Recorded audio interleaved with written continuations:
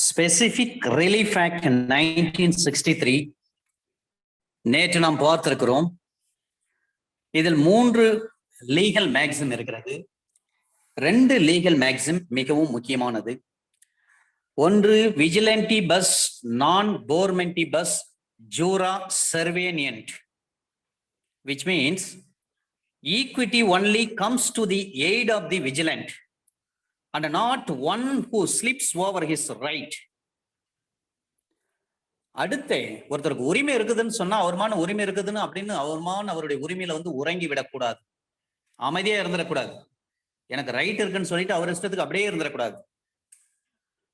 ஏன்னா பின்னாடி அட்வர்ஸ் பொசஷன்லாம் உண்டு. இதுல மிக முக்கியமான legal maxim ubi jus ibi remedium, which means there is no wrong without remedy, or where there is right there is a remedy. உரிமை எங்கே இருக்கிறதோ அங்கே தீர்வும் இருக்கிறது என்ற அர்த்தம். இந்த 2 லீகல் மேக்சிம் பார்த்திருக்கோம். ஸ்பெசிபிக் ரிலீஃப் என்றால் specific relief May in brief be explained as relief in specie.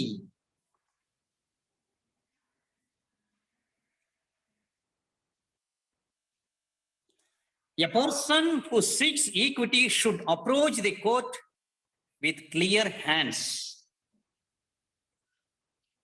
இந்த specific relief act based on the English law தான். நம்ம ஏற்கனவே பார்த்திருக்கிறோம்.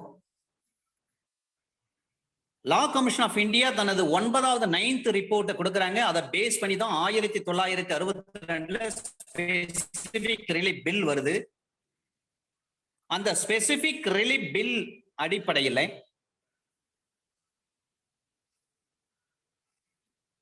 13/12/1963 இந்திய குடியரசுத் தலைவர் ஒப்புதல் அளிக்கிறார். அதன் பிறகு 16/12/1963 குடியரசுத் தலைவரால் அளிக்கப்பட்ட அந்த ஒப்புதலை அரசு இதழில் வெளியிடப்படுகிறது. கெசட் பப்ளிஷ் பண்றாங்க. கெசட்ல 13/12/1963 அசன்ட், 16/12/1963 அது கெசட் பப்ளிகேஷன். இந்த சட்டம் மார்ச் மாசம் 1ஆம் தேதி 1964 செயல்பாட்டுக்கு வருகிறது. This act came into force on 1st March 1964. This act may be called Specific Relief Act 1963. This act may be applicable which may extend to whole of India. இப்பெல்லாம் Jammu and Kashmir என்ற வார்த்தையை நம்ம பயன்படுத்தக்கூடாது, எக்ஸப்ட் என்ற வார்த்தையை பயன்படுத்தக்கூடாது, ஹோல் ஆஃப் இந்தியா.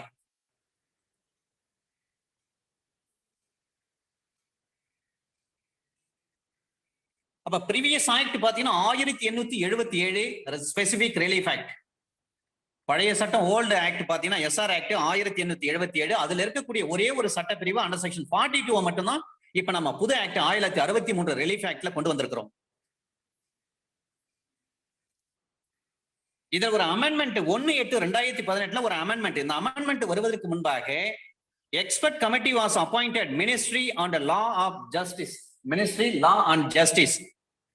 இந்த department என்ன பண்றாங்க, நீதி மற்றும் சட்டத்துறை இந்த அமைச்சகத்தின் மூலமாக ஒரு expert committee which was formed by the Ministry of Law and Justice.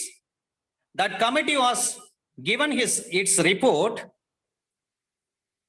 which was also submitted on 26/5/2016, 26/5/2016 வருடம் அன்று இந்த எக்ஸ்பர்ட்ஸ் கமிட்டி தனது அறிக்கையை சமர்ப்பிக்கிறது. அதன் வாயிலாக 1/8/2018 இந்த சட்டத்தில் ஒரு மாறுதலை கொண்டு வராங்க, ஒரு திருத்தத்தை கொண்டு வராங்க, அமெண்ட்மெண்ட். அப்ப 1/8/2018 பிரசிடென்ட் அன்றைக்கு அசன்ட் கொடுக்கிறாரு. அன்றைய தினமே அது பப்ளிஷ் ஆகுது, கெசட் பப்ளிகேஷன். ஆனா 1963 13/12/63 தான் 1963 அசன்ட் கொடுக்கிறாரு. 16ஆம் தேதி தான் கெசட்ல பப்ளிஷ் ஆச்சு. ஆனா 2018 அமெண்ட்மெண்ட் ஆக்டை பொறுத்தவரை 26/5/2016 அன்றைய தினமே அசன்ட் கொடுக்கிறார். அன்றைக்கே வந்து கெசட்ல வந்து நோட்டீஸ் வந்து நோட்டிஃபை பண்ணிட்டாங்க, பப்ளிஷ் பண்ணிட்டாங்க. அப்ப இந்த அமெண்ட்மெண்ட் ஆக்ட் எப்போ வந்தது? 1 அக்டோபர் 2018. 1/10/2018 இருந்து இந்த சட்டம் நடைமுறைப்படுத்தப்பட்டு வருகிறது. இது ஜெனரலான விஷயம். இவ்வளவு நேரம் நம்ம பார்த்திருக்கோம். ஆனா செக்ஷன் 2 பொறுத்தவரை டெஃபினிஷன் கிளாஸ் டிஃபைன் பண்றாங்க. இதுல ஒரே ஒரு விஷயத்தை மட்டும் நம்ம பார்க்கலாம். ஆப்ளிகேஷன்னா என்ன? What is the meaning for that? நம்ம என்ஐ ஆக்ட் நம்ம படிக்கிறோம்னு சொன்னாவே என்ஐ ஆக்டுக்கு எது மெயின் மேஜர் ஆபரேட்டிவ் வேர்ட் பாத்தீங்கன்னா லீகலி என்ஃபோர்சிபிள் டெப்ட் ஆர் லயபிலிட்டி. சட்டப்படியான ஒரு கடனுக்காகவோ அல்லது ஒரு கடப்பாடுக்காகவோ ஒரு காசோலை ஒரு நபர் இன்னொரு நபருக்கு கொடுத்திருக்க வேண்டும். That is must. அதுதான் ஆபரேட்டிவ் வேர்ட். லீகலி என்ஃபோர்சிபிள் டெப்ட் ஆர் லயபிலிட்டி. அதை போலவே அந்த செக்ஷன் 10 and 11 சிபிசி நீங்க பார்க்கறீங்க சொன்னா former suit and previous suit, previously instituted suit and farmer suit. Section 10 and 11 இதுக்கான ஆபரேட்டிவ் வேர்ட். அதை போலவே Section 2 of this Act, SR Act 1963. SR Act na Specific Relief Act. Under Section 2ல சொல்றாங்க, define பண்றாங்க application என்ன, கடப்பாடுனா என்ன. அப்ப duty என்ஃபோர்சிபிள் by லா, அவ்வளவுதான். ஒரு கடமை இருக்கிறதுனா அந்த கடமை வந்து சட்டப்படி நிறைவேற்றக்கூடியதாக, சட்டப்படி செயல்படுத்தக்கூடியதாக இருக்க வேண்டும்.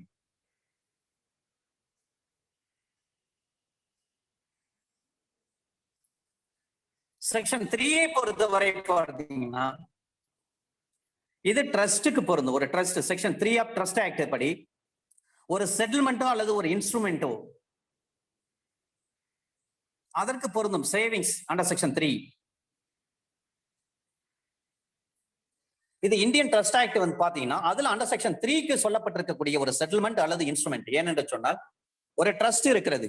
ஒரு ட்ரஸ்ட் என்று சொன்னால் தமிழில் பொறுப்பாண்மை. அந்த பொறுப்பாண்மை அதில் உள்ள ஒரு நபர் அந்த ட்ரஸ்டுக்கு சொந்தமான அசையா சொத்துக்களை வேற ஒரு நபருக்கு லீஸ் விடலாம், அல்லது சேல் பண்ணலாம், அல்லது மார்க்கேஜ் பண்ணலாம், அல்லது அந்த ட்ரஸ்டின் மீது ஒரு தேர்ட் பார்ட்டி வழக்கு போடுவதற்கு வாய்ப்புகள் உண்டு. எனவே செக்ஷன் 3 பாத்தீங்கன்னா ஒரு சேவிங்ஸ். இது அப்ப ட்ரஸ்ட் ஆக்ட்ல எந்த செக்ஷன் பார்க்கணும்? அண்டர் செக்ஷன் 3 பார்க்க வேண்டும். ஒரு செட்டில்மெண்ட்டோ அல்லது ஒரு இன்ஸ்ட்ருமெண்ட்டோ அது சம்பந்தமாக. செக்ஷன் 4 பொறுத்தவரை ஒன்லி ஃபார் சிவில் கேஸ் தான் தெளிவாக சொல்லப்பட்டிருக்கிறது. இப்ப இந்த ஸ்பெசிபிக் ரிலீஃப் ஆக்ட் நாம் ஒரு 7 வகையாக நாம் பிரித்து கொள்ள வேண்டும். அப்பதான் படிக்கிறதுக்கு நமக்கு ஈஸியா இருக்கும்.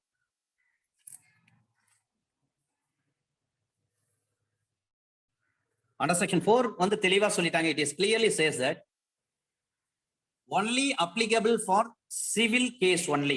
ஆனால் அதில் சில விஷயங்களும் இருக்கிறது. செக்ஷன் 4 நீங்கள் படிக்கின்ற பொழுது under section 41 clause D or specific act நீங்க படிக்க வேண்டும். அண்டர் செக்ஷன் 41 கிளாஸ் டி எதை பற்றி சொல்கிறது? ஒரு கிரிமினல் கேஸ் போடுவதற்கு எதிராக ஏதேனும் ஒரு இன்ஜங்ஷன் வாங்க முடியுமா என்று சொல்லி பார்த்தால் ஒரு இன்ஜங்ஷன் வாங்க முடியாது. அப்ப செக்ஷன் 4 வந்து சொல்றாங்க சிவில் கேஸுக்கு தான் அப்ளை ஆகும்னு தெளிவா சொல்லப்பட்டிருக்கிறது. ஆனாலும் கூட அவற்றையும் நாம் பார்க்க வேண்டும்.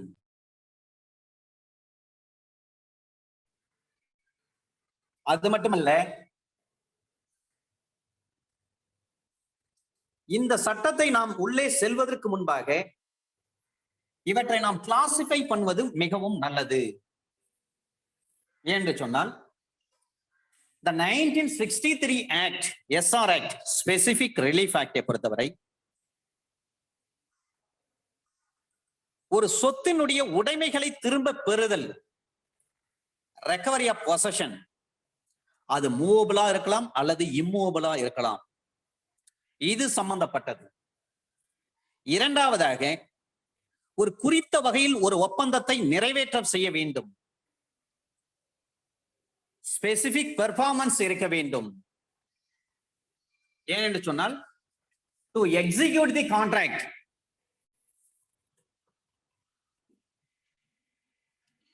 மூன்றாவதாக ஒரு ஆவணங்களில் ஏதேனும் பிழைகள் திருத்தம் ஏதேனும் இருக்கும் பட்சத்தில் அந்த ஆவணங்களை திருத்துதல் சம்பந்தமாக ரெக்டிபிகேஷன். நான்காவதாக அந்த ஒப்பந்தங்களை நீக்குதல் சம்பந்தமாக நம்ம இந்தியன் கான்ட்ராக்ட் ஆக்ட்ல படிச்சிருப்போம், unilateral mistake and bilateral mistake. Rescission of contract என்று சொல்வார்கள். ரெசெஷன் மீன்ஸ் கேன்சலேஷன் என்று அர்த்தம். அது மட்டுமல்ல,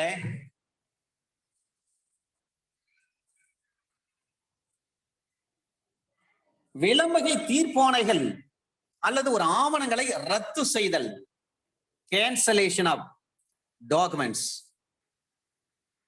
டெக்ளரேஷன், டிக்ரீஸ் அண்ட் இன்ஜங்ஷன். 7 வகையாக இவைகளை பிரித்துக் கொள்ள வேண்டும். இந்த 7 வகைகள் நாம் இவற்றை பிரித்து பார்த்த பிறகு இந்த சட்டத்திற்குள்ளே நாம் கடந்து செல்லலாம். முதலில் ஒரு சொத்தினுடைய உடைமை திரும்ப பெற்றுக் கொள்ளுதல். இரண்டாவது, அந்த சொத்து பாத்தீங்கன்னா அசைய சொத்தா இருக்கலாம் அல்லது அசையா சொத்தா இருக்கலாம்.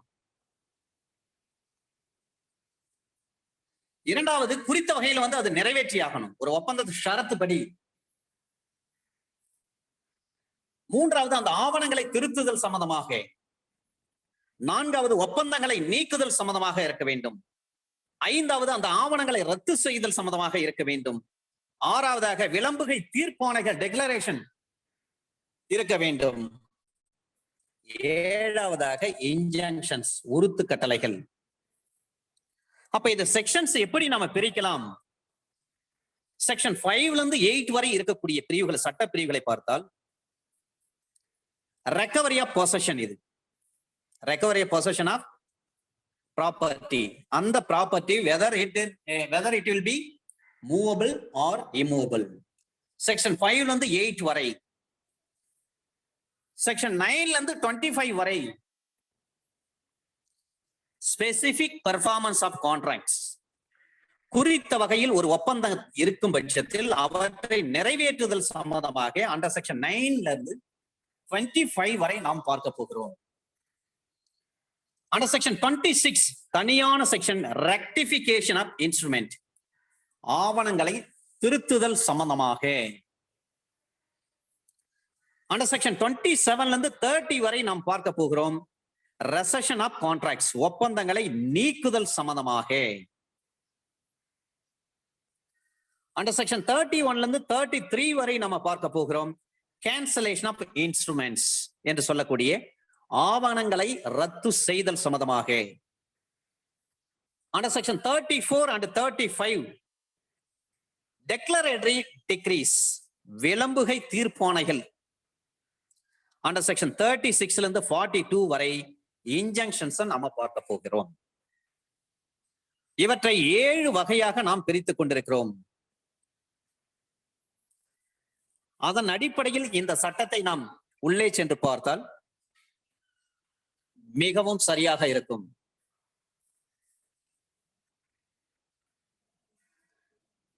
செக்ஷன் 4 எதை பற்றி குறிக்கிறது? ஒரு குறித்த வகை நிவாரண சட்டத்தினுடைய இதை எவ்வாறு செயல்படுத்துவது, மியர் பர்பஸ் இருக்கா இல்லையா? இப்ப செக்ஷன் 4ஐ பொறுத்தவரை only this act, under section 4 of this act, applicable only for civil case.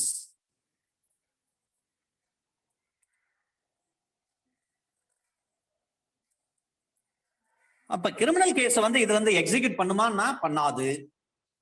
Civil கேஸை மட்டும்தான் இது எக்ஸிக்யூட் பண்ணும். ஆனால் under section 41 clause D of this act is clearly says that no injunction to grant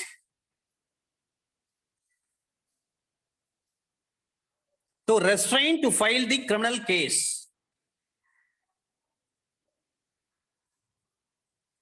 ஒரு குற்றவியல் வழக்கு தொடுப்பதற்காக இருக்கும் பட்சத்தில் அவற்றை தடை செய்ய வேண்டும் என்று சொல்லி நீங்க எந்த ஒரு இன்ஜெக்ஷன் கேட்டு வாங்க முடியாது. ஏனென்று சொன்னால் ஒரு நபர் ஏ என்ற நபர் ஒரு கடிதத்தின் வாயிலாக அல்லது பத்திரிகையின் வாயிலாக அல்லது செல்போன் இன்டர்நெட் வாயிலாக பி என்ற நபரை குறித்து ஒரு அவதூறு செய்திகளை பரப்ப போவதாக ஏ என்பவருக்கு நம்ப தகுந்த தகவல் கிடைக்கும் பட்சத்தில் அப்ப ஏ என்பவர் நீதிமன்றத்துக்கு சென்று ஒரு தடை உத்தரவை வாங்கலாம். அவர் பப்ளிஷ் பண்ணக்கூடாது. அப்படி பப்ளிஷ் பண்ணான்னா சமுதாயத்தில் எனக்கு இருக்கக்கூடிய நற்பெயருக்கு களங்கம் ஏற்படுத்தும், என்னுடைய நல்ல பெயருக்கு அவர் டிஃபேம் பண்ண முயற்சிக்கிறார் என்று சொல்லி நாம் ஒரு ஸ்டே ஆர்டர் வாங்க முடியும் under section 41D of this act. அது மட்டுமல்ல, எனவே அந்த சூழ்நிலையில் ஒரு லிபல் இருக்கிறது, எழுத்துப்பூர்வமான ஒரு அவதூறு. அந்த அவதூரை நீங்க ஐபிசில அண்டர் செக்ஷன் 499ல டிஃபார்மேஷன்னா என்னன்னு சொல்லியிருப்பாங்க, அதிகபட்சம் 2 வருஷம் சிறை தண்டனை.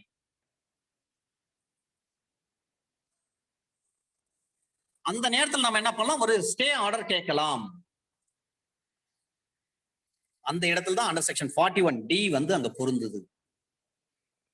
அண்டர் செக்ஷன் 5 ஒரு அசையா சொத்து இருக்கு, recovery of specific immovable property இருக்கு. இந்த இம்மூவபிள் ப்ராப்பர்ட்டி 2 வகையா பிரிக்கலாம். ஒன்று பை டைட்டில் என்று பிரிக்கலாம், இன்னொன்று பை பொசஷன் என்று பிரிக்கலாம். டைட்டில் வச்சிருக்காருன்னா என்ன அர்த்தம், அவர் சொந்தமா வாங்கியிருக்கலாம் அல்லது மூதாதையர் சொத்தா இருக்கலாம், ஏன்செஸ்டர் ப்ராப்பர்ட்டியா இருக்கலாம், அல்லது செல்ஃப் அக்வயர்டு ப்ராப்பர்ட்டியா இருக்கலாம், அல்லது பார்ட்டிஷன் மூலமா அவர் கிடைச்சதா இருக்கலாம், ஹிந்து ஜாயிண்ட் ஃபேமிலி ப்ராப்பர்ட்டி அதுல இருந்து கிடைத்ததா இருக்கலாம். எது எப்படி இருந்தாலும் title which will be standing in his name. அப்ப title stands in his name ன்னு சொன்னாவே அந்த சொத்தினுடைய அவர் உரிமையாளர் என்று அர்த்தம். ரெவென்யூ ரெக்கார்ட்ஸ்ல பாத்தீங்கன்னா அவருடைய பெயர்ல இருக்கு, பட்டா சிட்டா அடங்கல் அல்லது பத்திரம் எதுவாக இருந்தாலும் சரி அவருடைய பெயர்ல இருக்குன்னு சொன்னா அப்ப டைட்டில் கொண்டு நீங்க சேல் எக்ஸிக்யூட் பண்றீங்கன்னா எது டிரான்ஸ்பர் ஆகும்னா டைட்டில் தான் டிரான்ஸ்பர் ஆகும். அடுத்தது பொசஷன். இந்த பொசஷன் பொறுத்தவரை உடைமை, டைட்டில் யார் பேர்ல வேணாலும் இருக்கலாம், ஆனா அந்த இடத்துல ஒரு தேர்ட் பார்ட்டி போயிட்டு ஆக்குபை பண்ணி அல்லது அவர் தான் அந்த இடத்துல குடும்பம் இருக்கிறாரு அல்லது பராமரிக்கிறாரு, அவருடைய உடைமையில் இருக்கிறது, அவர் தான் அதை என்ஜாய் பண்றாரு அப்படின்னு சொன்னாலும் அதையும் நாம் எக்ஸிக்யூட் பண்ணி கேட்க முடியும் ஸ்பெசிபிக் ரிலீஃப் ஆக்டின் படி.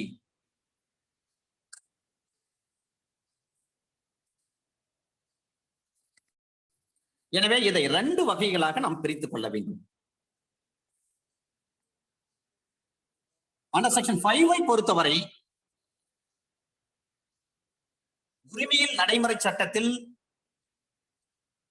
என்ன வழிவகைகள் கூறப்பட்டிருக்கிறதோ அதன்படி ஒரு டைட்டில பேஸ் பண்ணி அந்த சொத்தை திரும்ப பெறலாம்.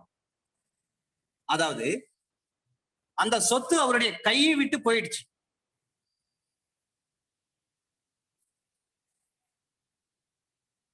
எனக்கு சொந்தமான சொத்து ஒரு தேர்ட் பார்ட்டி அந்த சொத்துல இருக்கிறார். அப்ப அட்வர்ஸ் பொசஷன் எடுக்கிறாங்க. அட்வர்ஸ் பொசஷன் எடுக்கிறாங்கன்னா என்ன அர்த்தம், அந்த சொத்து என்னுடைய சொத்து தான், டைட்டில் என் பேர்ல தான் இருக்கு, ஆனாலும் நான் அந்த சொத்துல குடும்பம் நடத்தல அல்லது பிசினஸ் பண்ணல. ஆனா ஒரு தேர்ட் பார்ட்டி, அந்த சொத்துக்கே உரிமை இல்லாத ஒரு நபர் தேர்ட் பார்ட்டி அந்த இடத்துல பிசினஸ் ரன் பண்றாரு அல்லது கொடுத்தனா இருக்கிறாரு, குடும்பம் நடத்துறாரு. அந்த நபர் வசிக்கின்ற பொழுது அந்த விவரம் சொத்துடைய உரிமையாளருக்கு தெரிகிறது. சொத்தினுடைய உரிமையாளர் எந்த ஒரு அப்ஜெக்ஷனும் தெரிவிக்கவில்லை என்று சொன்னால் அதுவும் எத்தனை வருஷம், 12 வருடங்கள். 12 வருஷம் எதுவுமே எந்த ஒரு அப்ஜெக்ஷன் தெரிவிக்கலன்னு சொன்னா ஆட்டோமேட்டிக்கா அந்த சொத்து எதிர் பார்ட்டிக்கு போயிடும். அதான் அட்வர்ஸ் பொசஷன். எதிர்நிலை உடைமை சித்தித்து விட்டது என்று தமிழில் கூறுவார்கள். எதிர் பார்ட்டின்னு அர்த்தம். ஏவுக்கு சொந்தமான ஒரு சொத்து இருக்கு, எல்லா டைட்டிலும் அவர் பேர்ல தான் இருக்கு. இருந்தாலும் பின்றவன் அந்த சொத்துல வந்து உள்ள இறங்கி அவர் தான் குடும்பம் நடத்துறாரு அல்லது பிசினஸ் பண்றாரு. குறைஞ்சது ஒரு 12 வருஷம் எந்த ஒரு டிஸ்டர்பன்ஸும் பண்ணல. யாரு? அந்த இடத்தினுடைய உரிமையாளர். அவர் அப்புறப்படுத்துவதற்கு எந்த ஒரு டிஸ்டர்பன்ஸும் பண்ணாம இருக்கிறார். அவ்வாறு இருக்கும் பட்சத்தில் சொத்தினுடைய உரிமையாளருக்கு தெரியுது எதிர்பார்ட்டி வந்து நம்ம சொத்துல தான் இருக்கிறாருன்னு சொல்லி. அப்ப சொத்தினுடைய உரிமையாளர் என்ன பண்ணும்? அந்த எதிர்பார்ட்டி யாரு? அவர் வந்து எயிட் பண்ணி ஆகணும். 12 வருஷமா அவர் எதுவுமே கண்டுக்கல, எந்த அப்செக்ஷன் பண்ணல. அப்ப எதிர்பார்ட்டிக்கு அவர் என்ன டிஃபென்ஸ் எடுப்பார்னா, இந்த சொத்துல 12 வருஷம் for the fast 12 years I am being stayed in this suit ப்ராப்பர்ட்டிங்க, அதனால அட்வர்ஸ் பொசஷன் இருக்கு எனக்கு, அதனால இந்த சொத்து வந்து அனுபவிக்கிறதுக்கு எனக்கு தான் உரிமை உண்டுன்னு சொல்லி அவர் நீதிமன்றத்தில் வழக்கு தொடக்க முடியும். அப்ப எதை பேஸ் பண்ணுவாங்க? சரி, ஒரு தனியாருக்கு சொந்தமான சொத்துனா 12 வருஷம் வரலையும் சொத்துடைய உரிமையாளர் எந்த அப்செக்ஷன் பண்ணல, அந்த நேரத்துல வந்து அவரை தொடர்ந்து இருக்கிறாரு, எனவே அது சாத்தியம். அரசுக்கு சொந்தமான சொத்தாக இருக்கும் பட்சத்தில் 30 ஆண்டு காலம். லாஸ்ட் டிஜே பிரிலிமினரி எக்ஸாம்ல ஒரு क्वेश्चन கேட்டிருந்தாங்க. ஒரு தனியார் கோயிலுக்கு சொந்தமான இடத்துல ஒரு நபர் அதிகபட்சம் எத்தனை வருஷம் அந்த இடத்தை அனுபவிச்சிருந்தா அவருக்கு அட்வர்ஸ் பொசஷன் வந்து கிடைக்கும்? ஆனா அதுக்கு ஆன்சர் வந்து கிடையாது. அது தனியாருக்கு சொந்தமான ஒரு கோயில், அதுல யாரும் உள்ள போய் ட்ரெஸ்பாஸ் பண்ணிட்டு நான் வந்து 30 வருஷம் இருந்தேன், அட்வர்ஸ் பொசஷன் இருக்கு, அதனால இது எனக்கு தான் சொந்தம்னு சொல்லி யாரும் நோ ஒன் டு கிளைம், யாருமே அது வந்து எந்த ஒரு நபரும் அதை அந்த மாதிரி உரிமை கோர முடியாது. லாஸ்ட் டிஸ்ட்ரிக்ட் ஜட்ஜி எக்ஸாம் பிரிலிமினரி எக்ஸாம் 2020 வந்து கேட்டிருந்தாங்க டிஜே எக்ஸாம். ஆனா இங்க சொல்றாங்க தனியாருக்கு சொந்தமான சொத்தா இருந்தா 12 வருஷம் வரலையும் அவருக்கு தெரிஞ்சே எதிர்பார்த்து அவருடைய சொத்துல அனுபவிச்சுட்டு இருக்காருன்னு சொன்னா 12 வருஷத்துக்கு பிறகு ஆட்டோமேட்டிக்கா அந்த சொத்து அவருக்கு போயிடும் by way of adverse possession. இதே அரசுக்கு சொந்தமான சொத்து, அரசு அதிகாரிகள் விஓ மீனல், அதாவது வில்லேஜ் அசிஸ்டன்ட், இல்ல RI tahsildar collector DRO RDO யாருமே கண்டுக்கலை, அரசுக்கு சொந்தமான ஒரு சொத்து 30 வருஷம் அவர் அந்த சொத்தை வந்து அனுபவிச்சுட்டு இருக்காரு. அப்ப ஆட்டோமேட்டிக்கா அட்வர்ஸ் பொசிஷன்ல அவர் எடுத்துக்கலாம். அப்ப எதை வந்து பேஸ் பண்ண முடியும்? நெக் வி,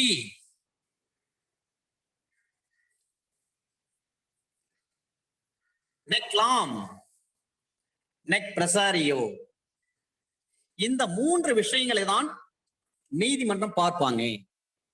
அப்ப அதுல என்ன சொல்லப்பட்டிருக்கிறது? Openly, peacefully, continuously. ஒரு சொத்தை ஏ என்பவருக்கு சொந்தமான சொத்தை உரிமையே இல்லாத பி என்பவர் போயிட்டு அனுபவிக்கிறார்னா அது வெளிப்படையா இருக்க வேண்டும். அது எந்தவித டிஸ்டர்ப் பண்ணிருக்கூடாது. அந்த டைட்டில் ஓனரை வந்து குடியிருக்கிறவரை எந்த டிஸ்டர்ப் பண்ணிருக்க கூடாது. தொடர்ந்து 12 வருஷத்துக்கு மேல அங்க குடியிருந்திருக்கணும், அல்லது தொடர்ந்து 12 வருடங்களுக்கு மேற்பட்டு அவர் அந்த இடத்தை வந்து அனுபவிச்சிருக்கணும். இதத்தான் சொல்றாங்க. சரிங்க, அப்போ ஒரு வாட்ச்மேன் கிட்ட இதுதான் நெக் வி, நெக் லாம், நெக் பிரசாரியோ, சில பேர் வந்து அதை பிரிகாரியோ என்று உச்சரிப்பார்கள்.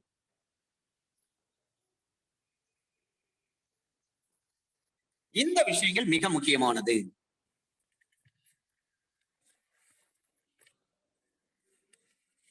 அப்ப இது மாதிரி இருக்கும் பட்சத்தில் அந்த சொத்தை மீட்டெடுக்க முடியுமா? ஒரு வாட்ச்மேன் இருக்காங்க, அந்த வாட்ச்மேன் கிட்ட ஒருத்தர் வந்து சொத்தை ஒப்படைச்சிட்டு போறாரு. ஏற்கனவே வெளிநாடுக்கு சென்று வெளிநாட்டுல இருந்து சம்பாதிச்சுட்டு வராரு. சம்பாதிச்சுட்டு வந்து இந்தியாவில சொத்து வாங்கி வச்சுட்டு மீண்டும் வெளிநாடு போயிடுறாரு. ஒரு வாட்ச்மேன் அப்பாயிண்ட் பண்றாங்க கார்வாரி, அவர்கிட்ட அந்த சொத்தை ஒப்படைச்சிட்டு போறாங்க. இப்ப வெளிநாடு போனவர் ஒரு 12 வருஷம் கழிச்சு வராரு. அந்த வாட்ச்மேன் அந்த இடத்த வந்து ஆக்குபை பண்ணிட்டாரு. எனவே இந்த சொத்து எனக்கு தான் சொந்தம் அப்படின்னு சொல்லி வாட்ச்மேன் கேட்க முடியுமானா கேட்க முடியாது. ஏன்னா அந்த வாட்ச்மேனை அப்பாயிண்ட் பண்ணிட்டு தானே போறாங்க. அப்ப இந்தியன் லாஸ் வந்து இந்த சொத்தை கஷ்டப்பட்டு வெளிநாடு போய் சம்பாதிச்சு வாங்கிட்டு வந்தாரு, அவருக்கு சட்ட பாதுகாப்பு என்னதான் கொடுக்கிறது இந்த நாட்டுல?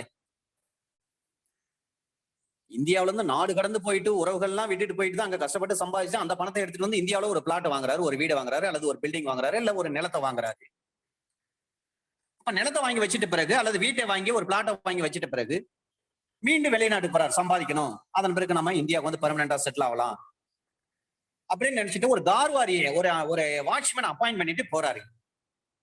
போயிட்டு அங்க ஒரு 10-12 வருஷத்துக்கு மேல வெளிநாட்டுல தங்கி இருந்து சம்பாதிச்சு எடுத்துட்டு மீண்டும் வராரு எகைன். இங்க வந்து பார்த்தா எந்த வாட்ச்மேன் அப்பாயிண்ட் பண்ணாம அதே வாட்ச்மேன் தான் என்ன பண்றாரு, அந்த சொத்து ஆக்குபை பண்ணிட்டாரு, பில்டிங் கட்டி வச்சிருக்காரு, ஏதோ பண்றாரு. பிறகு வாட்ச்மேன் போயிட்டு இந்த சொத்து வந்து எங்க ஓனருக்கு தெரியுங்க, 12 வருஷத்துக்கு மேல நான் தான் அனுபவிச்சுட்டு இருக்கேன், எங்க ஓனர் வந்து என்ன டிஸ்டர்ப் பண்ணல, நான் தொடர்ந்து அனுபவிக்கிறேன், 12 வருஷத்துக்கு மேல இருக்கிறேன், இது ஓப்பன்லி பீஸ்ஃபுல்லி கண்டினியூஸ்லி. அப்ப நெக் வி நெக் லாம் நெக் பிரசாரியோ அப்படின்னா adequate in certainty. அதனுடைய அர்த்தம் ஓப்பன்லி பீஸ்ஃபுல்லி பப்ளிக்லி. நெக்லாம் in publicity, owner of property அவருக்கு தெரியும். நெக் பிரசாரியோ measures of entire property more than 12 years அர்த்தம். தனியாருக்கு சொந்தமானதா இருந்தா நெக் பிரசாரியை நம்ம பயன்படுத்துறோம்னு சொன்னா 12 years. இது அரசுக்கு சொந்தமான ஒரு சொத்தாக இருக்கும் பட்சத்தில் மோர் தென் 30 years. அப்ப அந்த அட்வர்ஸ் பொசஷன் கேட்கிறாரு இவரு. அப்ப அந்த வாட்ச்மேனை கொடுக்க முடியுங்களா? அப்ப கஷ்டப்பட்டு சம்பாதிச்சு பணத்தை எடுத்துட்டு வந்து இந்தியாவில நிலத்தை வாங்கி வச்சிருக்கு அல்லது பில்டிங் வாங்கி வச்சிருக்கு, இந்த சட்டத்தின் மூலம் என்ன பாதுகாப்பு இருக்கிறது? இதை 2012 வால்யூம் 2 லா வீக்லி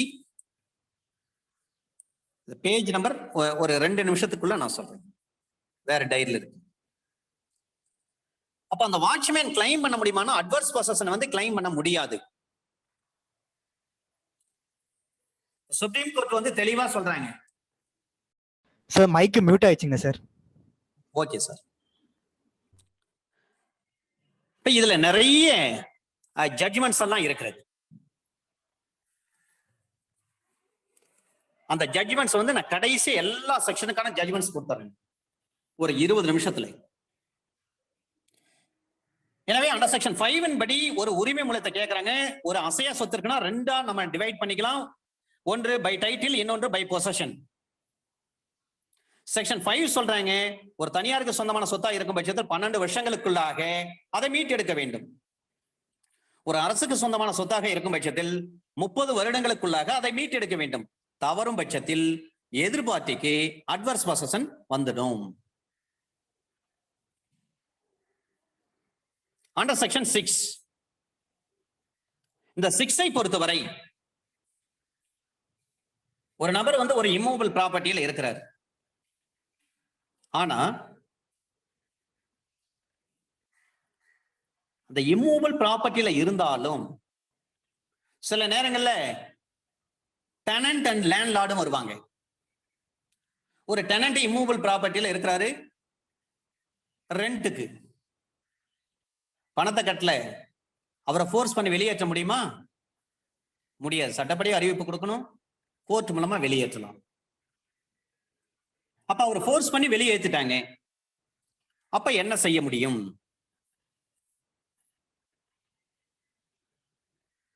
அவர் வெளியேற்றப்பட்ட அந்த தினத்திலிருந்து 6 மாதங்களுக்குள்ளாக அவர் சூட்டு போடலாம். எங்க ஓனர் வந்து என்ன ஃபோர்ஸ் பண்ணி வெளியேற்றிட்டாருங்க,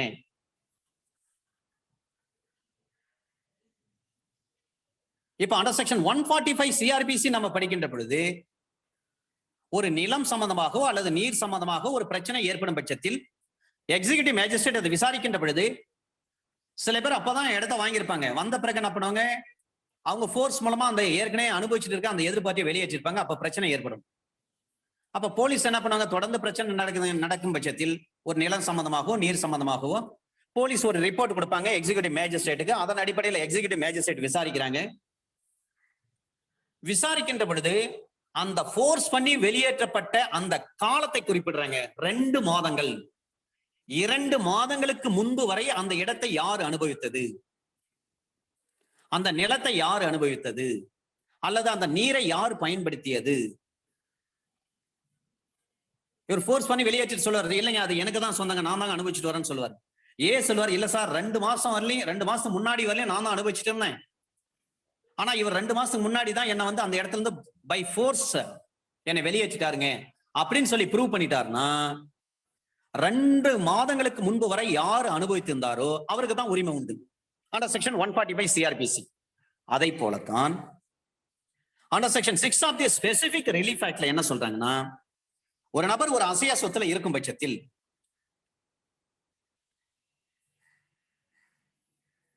அந்த நபரை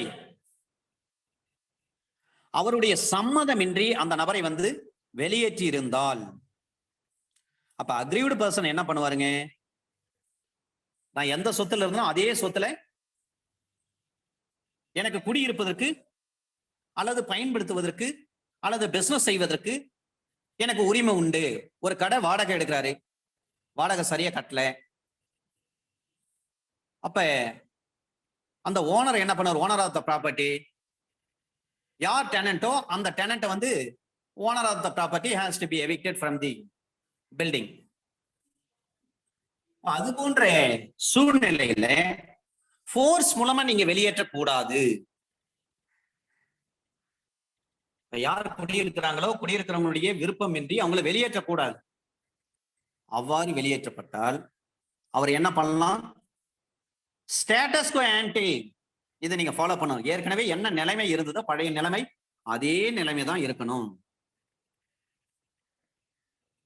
அப்ப ஏற்கனவே இருந்தனா அதே பொசிஷன்ல அதே அந்த பொசசிவ் ரைட் இருக்குதுன்னு சொல்லி அர்த்தம். இதுல செக்ஷன் 5க்கும் செக்ஷன் 6க்கும் உள்ள சின்ன வித்தியாசங்களை நம்ம பார்த்தோம். செக்ஷன் 6ஐ பொறுத்தவரை இல்ல சப்செக்ஷன் 1 இருக்கு, 2 இருக்கு, 2A இருக்கு, 2B, 2C, சப்செக்ஷன் 3, 4 எல்லாம் இருக்குது. இதுல கேள்வி கேட்கறாங்கன்னா ஒரே ஒரு இடத்துல கேள்வி கேட்பதற்கு வாய்ப்புகள் உண்டு.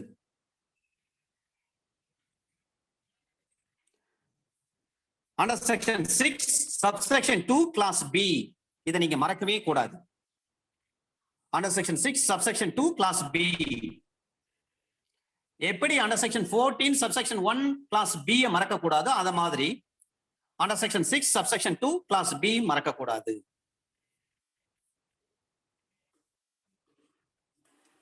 ஏனென்று சொன்னால் செக்ஷன் 6 எதை பற்றி பேசுகிறது, ஒரு பொசஷனை கொண்டு ஒரு சொத்தை வந்து திரும்ப பெற வேண்டும். அதான் அண்டர் செக்ஷன் 6 சப்செக்ஷன் 1ல சொல்றாங்க. அந்த பொசஷன் எப்படி இருக்கணும், அதுல இருக்கிறவர் வந்து ஃபோர்ஸ் பண்ணி வெளியேற்றாதீங்க, அவருடைய சம்மதம் இல்லாமல் அவரை வந்து ஃபோர்ஸ் பண்ணி வெளியேற்றாதீங்கன்னு சொல்றாங்க. அவ்வாறு வெளியேற்றினால் அந்த நபருக்கு என்ன, பாதிக்கப்பட்ட அந்த அக்ரீவ்டு பர்சனுக்கு என்ன ரைட் இருக்கு, அவர் எதை ப்ரூவ் பண்ணு கோர்ட்ல, a person should have been in possession. அப்ப அந்த நிவாரணம் கோருபவர் ஏற்கனவே அந்த சொத்தினுடைய உடைமையில் இருந்திருக்கணும், அத ப்ரூவ் பண்ண அவருக்கு. இது கன்ஸ்ட்ரக்டிவ், இது ஒரு கொள் நிலையான உடைமை. இது அப்ப ஜுடிஷியல் பொசஷன் அதுல இருக்கும், நீதிமுறை சார்ந்த உடைமையாக அது இருக்கும். பழைய வழக்கெல்லாம் இருக்கு, ருத்ராப்பா வெர்சஸ் நரசிங்க ராவ். இதுல வந்து ஒரு வாடகைதாரர் இருக்காரு, அவருடைய வாடகை காலம் முடிஞ்சு போச்சு. அப்ப அந்த உடைமையை வந்து தொடர்ந்து இருக்கிறாரு, லீஸ் கொடுத்திருக்காங்க, லீஸ் பீரியடே முடிஞ்சு போச்சு, அல்லது ரெண்ட் கொடுத்திருக்காங்க, ரெண்ட் பீரியடே முடிஞ்சு போச்சு. ரெண்ட் பீரியட் முடிஞ்சிட்ட பிறகு அவர் வந்து வெளியேறி இருக்கணும். ஆனா அந்த சொத்துல இருந்து அவர் வெளியே வரல. உடனே ஓனர் ஆஃப் த ப்ராப்பர்ட்டி என்ன பண்றாரு, அந்த வாடகைக்கு இருந்தவரை ஃபோர்ஸ் பண்ணி பலத்தை பயன்படுத்தி ஒரு சட்டத்துக்கு முரணான வகையில் அந்த சொத்துல இருந்து அவரை, அந்த உடைமையில் இருந்து அவரை வெளியேற்றிட்டார்.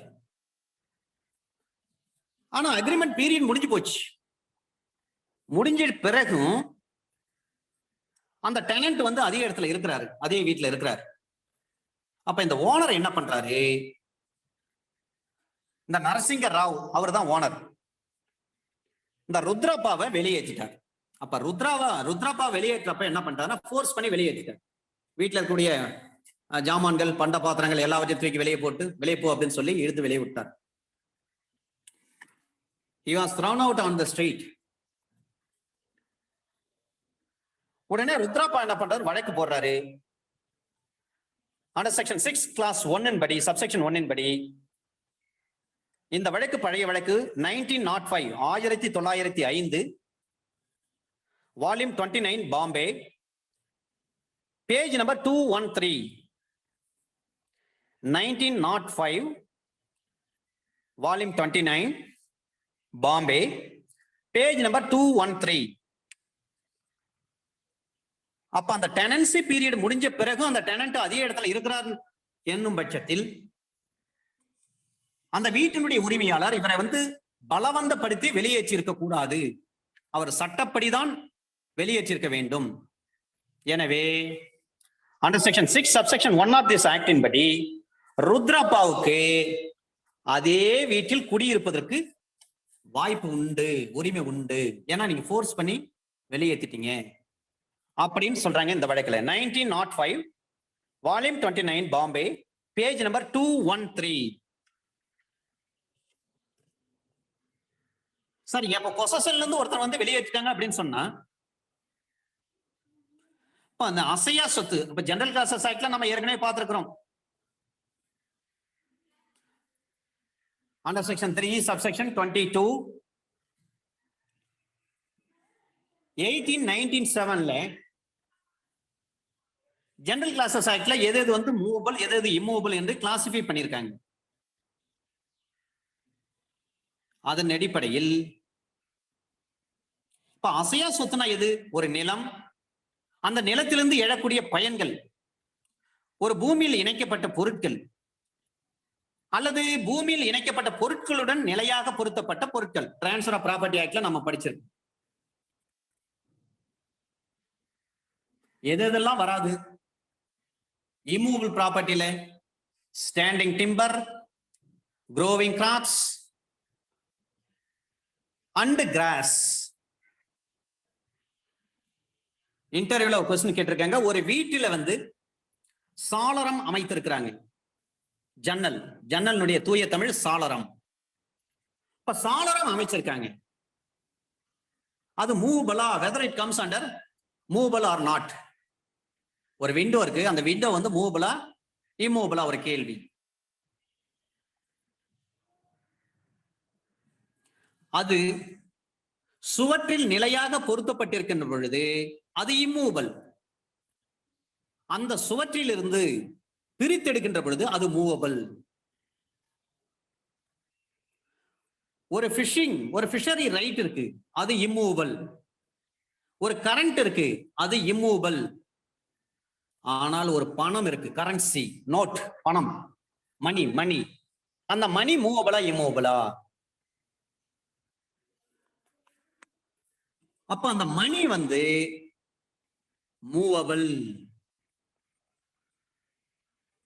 ஒரு ஃபிக்ஸட் டெபாசிட் இருக்கு, ரெசிப்ட் கையில கொடுக்குறாங்க, எப்படி போட்டிருக்கீங்க, ஒரு பணத்தை கொண்டு போயிட்டு பேங்க்ல, அது மூவபிளா இம்மூவபிளா? ஃபிக்ஸட் டெபாசிட் எப்படி போட்டிருக்கீங்க, ரசீது கையில கொடுத்துட்டாங்க, பேங்கர் கையில கொடுத்துருக்காங்க, அது நம்ம கையில வச்சிருக்கோம்.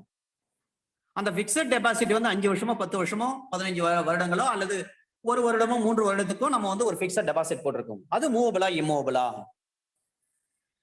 ஃபிக்ஸட் டெபாசிட்டை பொறுத்தவரை ரெசிப்ட் கையில வாங்கிட்டேன்னு சொன்னாவே அது மூவபிள். அதை போல மணி மூவபிள். அதை போலவே கரண்ட் மூவபிள். அவதார் சிங் வழக்குல சொல்றாங்க கரண்ட் இஸ் இம்மூவபிள் சொல்றாங்க. ஆனா மணி என்றது ஒரு மூவபிள். ஃபாடு ஜாலா, FADU, ஃபாடு ஜாலா, JHALA, FADU, JHALA, ஃபாடு ஜாலா வெர்சஸ் கௌர் ஜாலா, GOURJHALA, கௌர் ஜாலா. ஃபாடு ஜாலா வெர்சஸ் கௌர் ஜாலா, 1892, வால்யூம் 19, கல்கட்டா, பேஜ் நம்பர் 544. ஃபாடு ஜாலா வெர்சஸ் கௌர் ஜாலா, 1892, வால்யூம் 19, கல்கட்டா, பேஜ் நம்பர் 544. இந்த வழக்கில் சொல்றாங்க money is not movable property. அப்ப மணி வந்து immovable property ன்னு அர்த்தம். current immovable property, fishery right immovable property, fixed deposit movable. அப்ப money is immovable சொன்ன வழக்கு தான் ஃபாடுல் ஜாலா வெர்சஸ் கவுர் ஜாலா 1892 வால்யூம் 19 கல்கட்டா பேஜ் நம்பர் 544. அது மட்டும் இல்ல, இந்த வழக்குல இன்னொரு விஷயத்தையும் டிஸ்கஸ் பண்ணிருக்காங்க. மூவபிள் ப்ராப்பர்ட்டி அப்படின்னு சொன்னாவே இம்மூவபிள் ப்ராப்பர்ட்டி வராது, டைட்டில் டீட்ஸ் வராது, ஷேர் சர்டிபிகேட் வராது, கவர்மெண்ட் செக்யூரிட்டிஸ் வராது.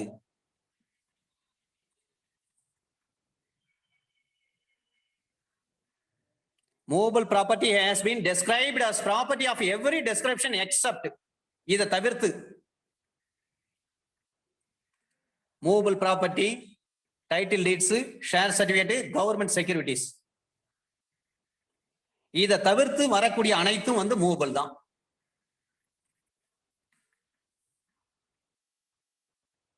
ஒரு டைட்டில் டீடா இருக்கலாம், ஷேர் சர்டிபிகேட்டா இருக்கலாம், கவர்மெண்ட் செக்யூரிட்டிஸா இருக்கலாம். ஐ மீன் டிபென்ச்சர் வெளியிடுவாங்க பாருங்க, கடன் ஈட்டு பத்திரங்கள்.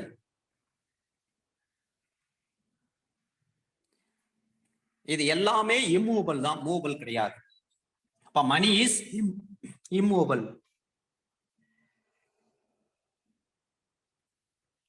செக்ஷன் 5க்கும் செக்ஷன் 6க்கும் உள்ள ஒரு சின்ன வித்தியாசத்தை நம்ம பார்ப்போம்.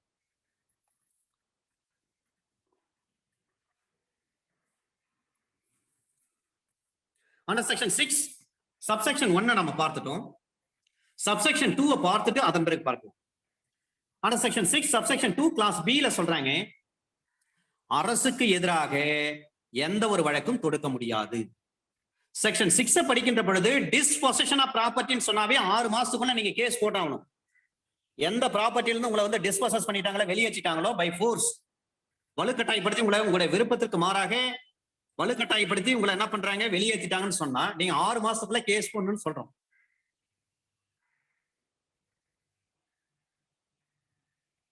Under section 6 subsection 2 class B ல சொல்றாங்க, அரசுக்கு எதிராக நீங்க வழக்கு தொடுக்க முடியுமா அப்படின்னு கேட்டா கண்டிப்பா வழக்கு தொடுக்க முடியாது. ஆனால் ஒரு கார்ப்பரேஷனுக்கு எதிராக வழக்கு தொடுக்க முடியும். அரசுக்கு எதிராக வழக்கு தொடுக்க முடியாது, ஆனா ஒரு கார்ப்பரேஷன் கார்ப்பரேஷனுக்கு எதிராக ஒரு வழக்கு போட முடியுமானா yes, we can be filed a suit against the corporation. Jeevan Lal versus Dharamchand Kalri, Jeevan Lal JEEWANLAL, Jeevan Lal versus Dharamchand DHARMCHAND, Dharamchand Kalri KHALRI Kalri, AIR 1971 within பிராக்கெட்ல ராஜ்னு போட்டுங்க, ராஜஸ்தான். இது பேஜ் நம்பர் 84. அரசுக்கு எதிராக under section 6 subsection 2 clause B படி வழக்கு தொடுக்க முடியாது. ஸ்பெசிபிக் ரிலீஃப் ஆக்ட்ல எனக்கு ஸ்பெசிபிக் ரிலீஃப் வேண்டும் என்று சொல்லி அரசுக்கு எதிராக நம்ம கேட்கவே முடியாது. அப்ப பார் under section 6 subsection 2 clause B ல அரசுக்கு எதிராக நம்ம வழக்கு போட முடியாது. ஆனால் ஒரு கார்ப்பரேஷனுக்கு எதிராக வழக்கு போட முடியும். ஜீவன் லால் வெர்சஸ் தரம்சந்த் கால்ரி, AIR 1971 ராஜ்னா ராஜஸ்தான், வித்தின் பிராக்கெட்ல 84, பேஜ் நம்பர் 84. கார்ப்பரேஷனுக்கு எதிராக ஒரு வழக்கு தொடுக்க முடியும். அண்டர் செக்ஷன் 6 சப்செக்ஷன் 3 ல சொல்றாங்க, டிஸ்போசஸ் பண்ணிட்டாங்க, ஒரு உத்தரவு போடுறாங்க, அந்த உத்தரவுக்கு எதிராக நீங்க அப்பீல் போக முடியுமானா அப்பீல் போக முடியாது. சரிங்க, ரிவ்யூ போக முடியுமா? ரிவ்யூவும் போக முடியாது. அப்ப எது போகலாம்? ரிவிஷன் போகலாம். அப்பீல் போக முடியாது, ரிவ்யூ போக முடியாது. ரிவ்யூனா தமிழ்ல மறு ஆய்வு. ஒரு உத்தரவு போடுறாங்க under section 113 of the CPC. இப்ப ரிவ்யூ பெட்டிஷன் எங்க போட முடியும்? அதே கோர்ட்ல, எந்த நீதிமன்றம் உத்தரவு பிறப்பிச்சாங்களோ அதே நீதிமன்றத்தில் தான் நம்ம ரிவ்யூ பெட்டிஷன் போட முடியும். அப்ப ரிவ்யூ போக முடியுமா? இந்த சட்டத்தை பொறுத்தவரை under section 6 subsection 3 of the SR Act 1963, Specific Relief Act 1963 படி நீங்க ரிவ்யூ போக முடியாது, அப்பீலும் போக முடியாது. ஆனால் ரிவிஷன் போகலாம்.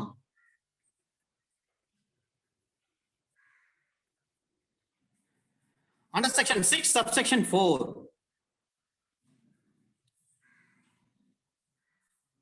ஒருத்தர் வந்து ஒரு இடத்துல இருந்து நாம வெளியேற்றிட்டோம், அந்த இடத்தை நாமளே பறித்து கொண்டோம்.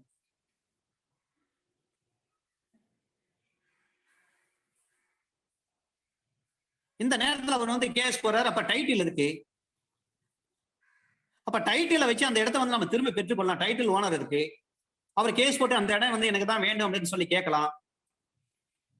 அப்ப அதுக்கு ஏதேனும் தடை ஏதாவது இருக்குன்னா தடை எதுவுமே கிடையாது. ஒரு உடைமையில் எல்லாம் ஒரு சொத்தின் மீது உரிமை மூலத்தை நிரூபிக்க ஏதாவது தடை இருக்கான்னு பாத்தீங்கன்னா எந்த தடையும் கிடையாது. சொத்து ஏன் சொத்துங்க, இதை பாருங்க, டைட்டில் என் பேர்ல இருக்கு பாருங்க சார், அதனாலதான் நான் கேஸ் போட்டிருக்கேன்னு சொல்லலாம்.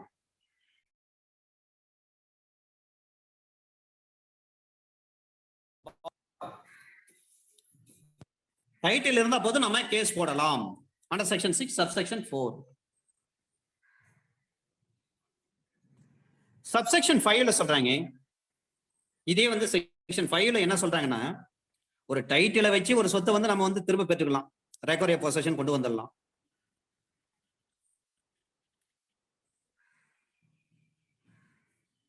செக்ஷன் 6ல என்ன சொல்றாங்க, ஒரு பொசஷன் இருந்தா, ஒரு உடைமை இருந்துச்சுன்னா அதை வச்சு ஒரு சொத்தை நம்ம பெற்றுக்கலாம்னு சொல்றாங்க.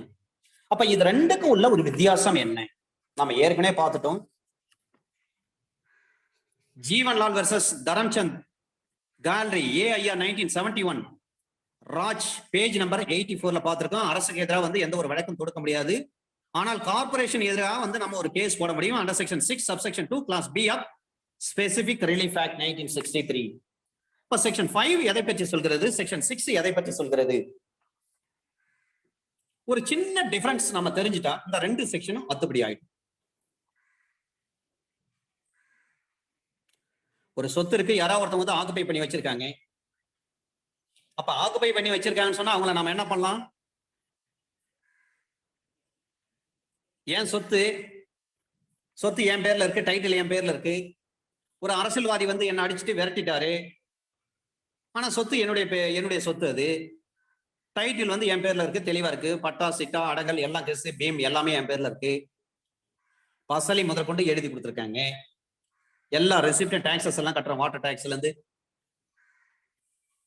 EB பில்ல இருந்து எல்லாமே கட்டுறேன். இந்த நேரத்துல ஒரு கட்சிக்காரர் வந்து அல்லது ஒரு ரவுடி வந்து என்ன வந்து அந்த இடத்துல இருந்து வெளியேற்றிட்டாரு. இப்ப வெளியேற்றப்பட்ட தினத்திலிருந்து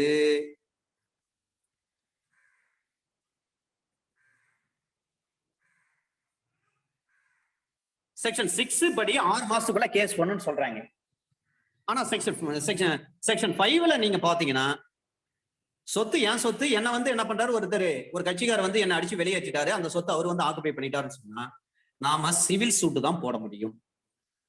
அப்ப சிவில் சூட்டு நம்ம சிவில் கோர்ட்டு போயிட்டு கேஸ் போடுறோம்னு சொன்னா அது கண்டிப்பா நீண்ட காலமாகும். ஒரு 5 வருஷம் ஆகலாம், 7 வருஷம் ஆகலாம், 10 வருஷம் ஆகலாம்.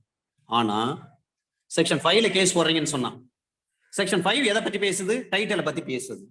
செக்ஷன் 6 எதை பத்தி பேசுகிறது, பொசஷன் உடைமை, அந்த இடத்துல நான் தான் இருக்கிறேன், நான் தான் அனுபவிக்கிறேன், அதை பத்தி பேசுது, பொசஷன் பத்தி பேசுது, பொசசிவ் ரைட். இதே செக்ஷன் 5ல போடுறீங்கன்னா நீங்க CPC ப்ரொசீஜரை ஃபாலோ பண்ணீங்க. Order 7 rule 1 read with section under section 26 of the CPCல நீங்க ஒரு பிளைண்ட் நீங்க போடுவீங்க. பிளைண்ட் ஃபைல் பண்ணா அது வந்து வருஷம் கணக்கில் எடுத்துட்டு வரும் சிவில் கோர்ட்ல. ஆனால் செக்ஷன் 6ல நீங்க கேஸ் போடுறீங்கன்னு சொன்னா 6 மாசத்துக்குள்ள கேஸ போடணும். ஒரு டெனன்ட் இருக்காரு, டெனன்ட் வந்து பீரியட் முடிஞ்சு போச்சு, அப்ப என்ன பண்ணலாம், ஓனர் என்ன பண்றாரு, அடிச்சு விரட்டிட்டாரு. நியாயப்படி டெனன்ட்டுக்கு நோட்டீஸ் கொடுக்கணும், நோட்டீஸ் கொடுத்து கோர்ட் மூலமா தான் வெளியேற்றிருக்கணும். அதை விட்டுட்டு என்ன பண்றாரு ஓனரு, உனக்கு தான் டைம் பீரியட், லீஸ் பீரியடே முடிஞ்சு போச்சு, டெனன்சி பீரியடே முடிஞ்சு போச்சு, அதுக்கு மேல இருக்கு ஏன் சொத்துல இருக்கிற அப்படின்னு சொல்லிட்டு அடியால வச்சு வெளியேற்றிட்டாரு. அவ்வாறு இருக்கும் பட்சத்தில் அந்த டெனன்ட் என்ன பண்ணுவாரு, வெளியேற்றப்பட்ட தினத்திலிருந்து 6 மாசத்துக்குள்ளாக என்ன பண்ணும், கோர்ட்ல கேஸ போடணும். கேஸ போட்டு அவர் மீண்டும் எந்த சொத்துல இருந்து வெளியேற்றப்பட்டாரோ அதே சொத்துல அவர் வந்து பொசஷனுக்கு வந்துடலாம். அப்ப செக்ஷன் 5க்கும் செக்ஷன் 6க்கும் என்ன வித்தியாசம் பாத்தீங்கன்னா, செக்ஷன் 5 பாத்தீங்கன்னா சிபிசி ப்ரொசீஜரை நம்ம ஃபாலோ பண்றப்ப நீண்ட காலம் ஆகும் அந்த வழக்கு நடந்து முடிந்து தீர்ப்பு வருவதற்கு. ஆனால் செக்ஷன் 6ல நீங்க கேஸ் போடுறீங்கன்னு சொன்னா அது சம்மரி ப்ரொசீஜரா விசாரிங்கன்னு சொல்றாங்க. சுருக்க முறை விசாரணை தான் நடத்தணும். அப்ப சுருக்க முறை விசாரணைனாவே நார்மலா நமக்கு தெரியும், அதிகபட்சம் 90 நாட்குள்ள அது விசாரிச்சு முடிக்கணும்னு தெரியும், இல்ல 60 நாள் அது விசாரிக்கணும்னு தெரியும்.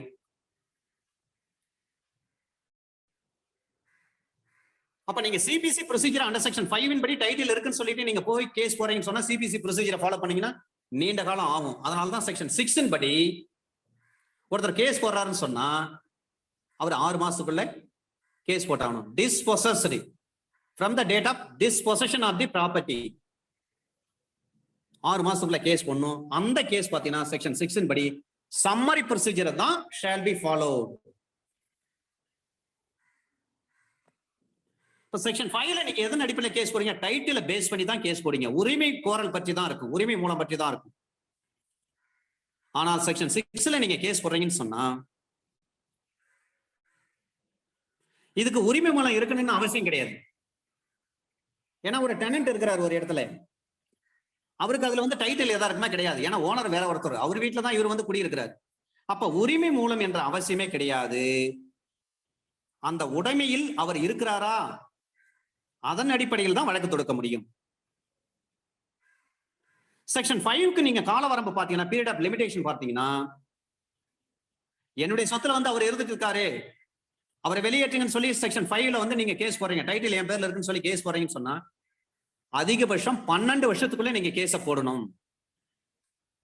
ஆனால் செக்ஷன் 6ல நீங்க கேஸ் போடணும்னு சொன்னா அந்த உடைமை அந்த சொத்திலிருந்து உங்களை எப்பொழுது வெளியேற்றினார்களோ, உங்களை பை ஃபோர்ஸ் மூலமா அப்புறப்படுத்தினார்களோ அந்த தினத்திலிருந்து 6 மாசத்துக்குள்ளாக நீங்க கேஸ் போடணும்.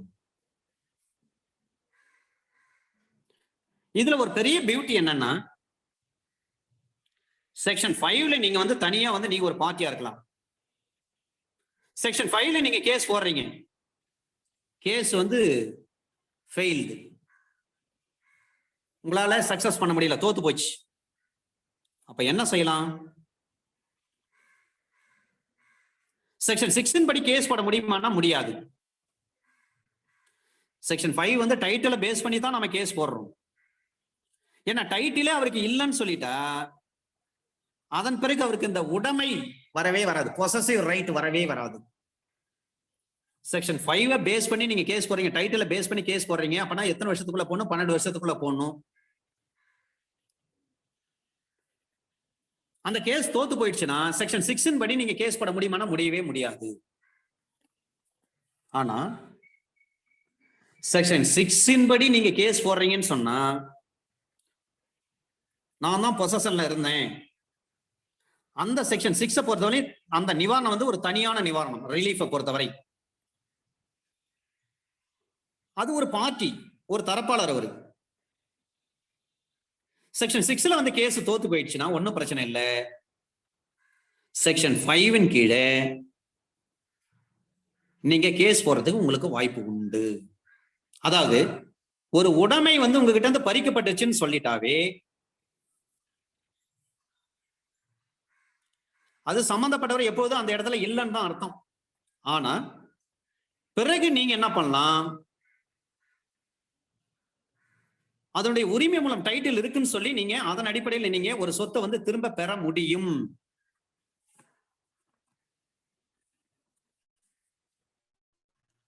சே ஃபார் எக்ஸாம்பிள், ஒருத்தர் வந்து ஒரு லீஸுக்கு இருக்கிறாரு, இல்ல ஒரு அக்ரிமெண்ட் படி இருக்கிறாரு, அல்லது ஒரு ரெண்ட்டுக்கு இருக்கிறாரு. அவ்வாறு இருக்கும் பட்சத்தில் ஒரு போதுமான பணம், ஒரு பாதி பணம் கொடுத்திருப்பாரு. ஒரு 1 லட்ச ரூபாய் பெருமானம் உள்ள ஒரு சொத்தா இருக்கும் பட்சத்துல ஒரு 50,000 ஒரு ஏற்கனவே கொடுத்திருப்பாரு, அல்லது ஒரு 70,000 80,000 கொடுத்திருப்பாரு. இந்தாங்க ஒத்திக்கு வச்சுங்க, இந்த வீடை ஒத்திக்கு வச்சுங்க, நீங்க இருங்க. அல்லது ஒரு பல்கான அமௌண்ட் வாங்கியிருப்பாரு. என்ன டேர்ம்ஸ் அண்ட் கண்டிஷன் போட்டிருப்பாரு? இந்த மொத்த பணத்துக்கு வந்து வட்டி கிடையாது, அதே சமயத்துல என் இடத்துல நீங்க வாடகை இருக்கிறீங்கன்னா வாடகை கிடையாது, கொடுத்த பணத்துக்கு வட்டி கிடையாது, இருக்கிற இடத்துக்கு என்னுடைய இடத்துக்கு நீங்க வாடகை எதுவும் தர தேவையில்லைன்னு சொல்லிட்டு ஒரு பல்கான அமௌண்ட் வாங்கியிருக்காருன்னு வச்சுங்க. சில வழக்கு இந்த மாதிரிலாம் வரும். அந்த நேரத்துல பணத்தை அவர் வந்து ஒரு மொத்த அமௌண்ட் வாங்கியிருப்பாரு. ஒரு 5 லட்சமோ 10 லட்சமோ அல்லது 1 லட்சமோ வாங்கியிருப்பாருங்க. யாரு? Owner of the property. ஏன்னா டைட்டில் வந்து stands in the name of him, in favour of him. அதனால வேற ஒரு நபருக்கு ஒத்தி வச்சிருப்பாரு. நாங்க ஒத்திக்கு வச்சிருக்கோம், இதை நீங்க வாங்கிக்கிங்க அப்படின்னு சொல்லி. பிறகு அந்த பணத்தையே கொடுக்காம சில பேர் என்ன பண்ணாங்க, வெளியேற்றுவாங்க அடியால வச்சு. யார் அந்த பில்டிங்ல இருக்கிறாரோ அந்த நபரை வந்து வெளியேற்றுவாங்க.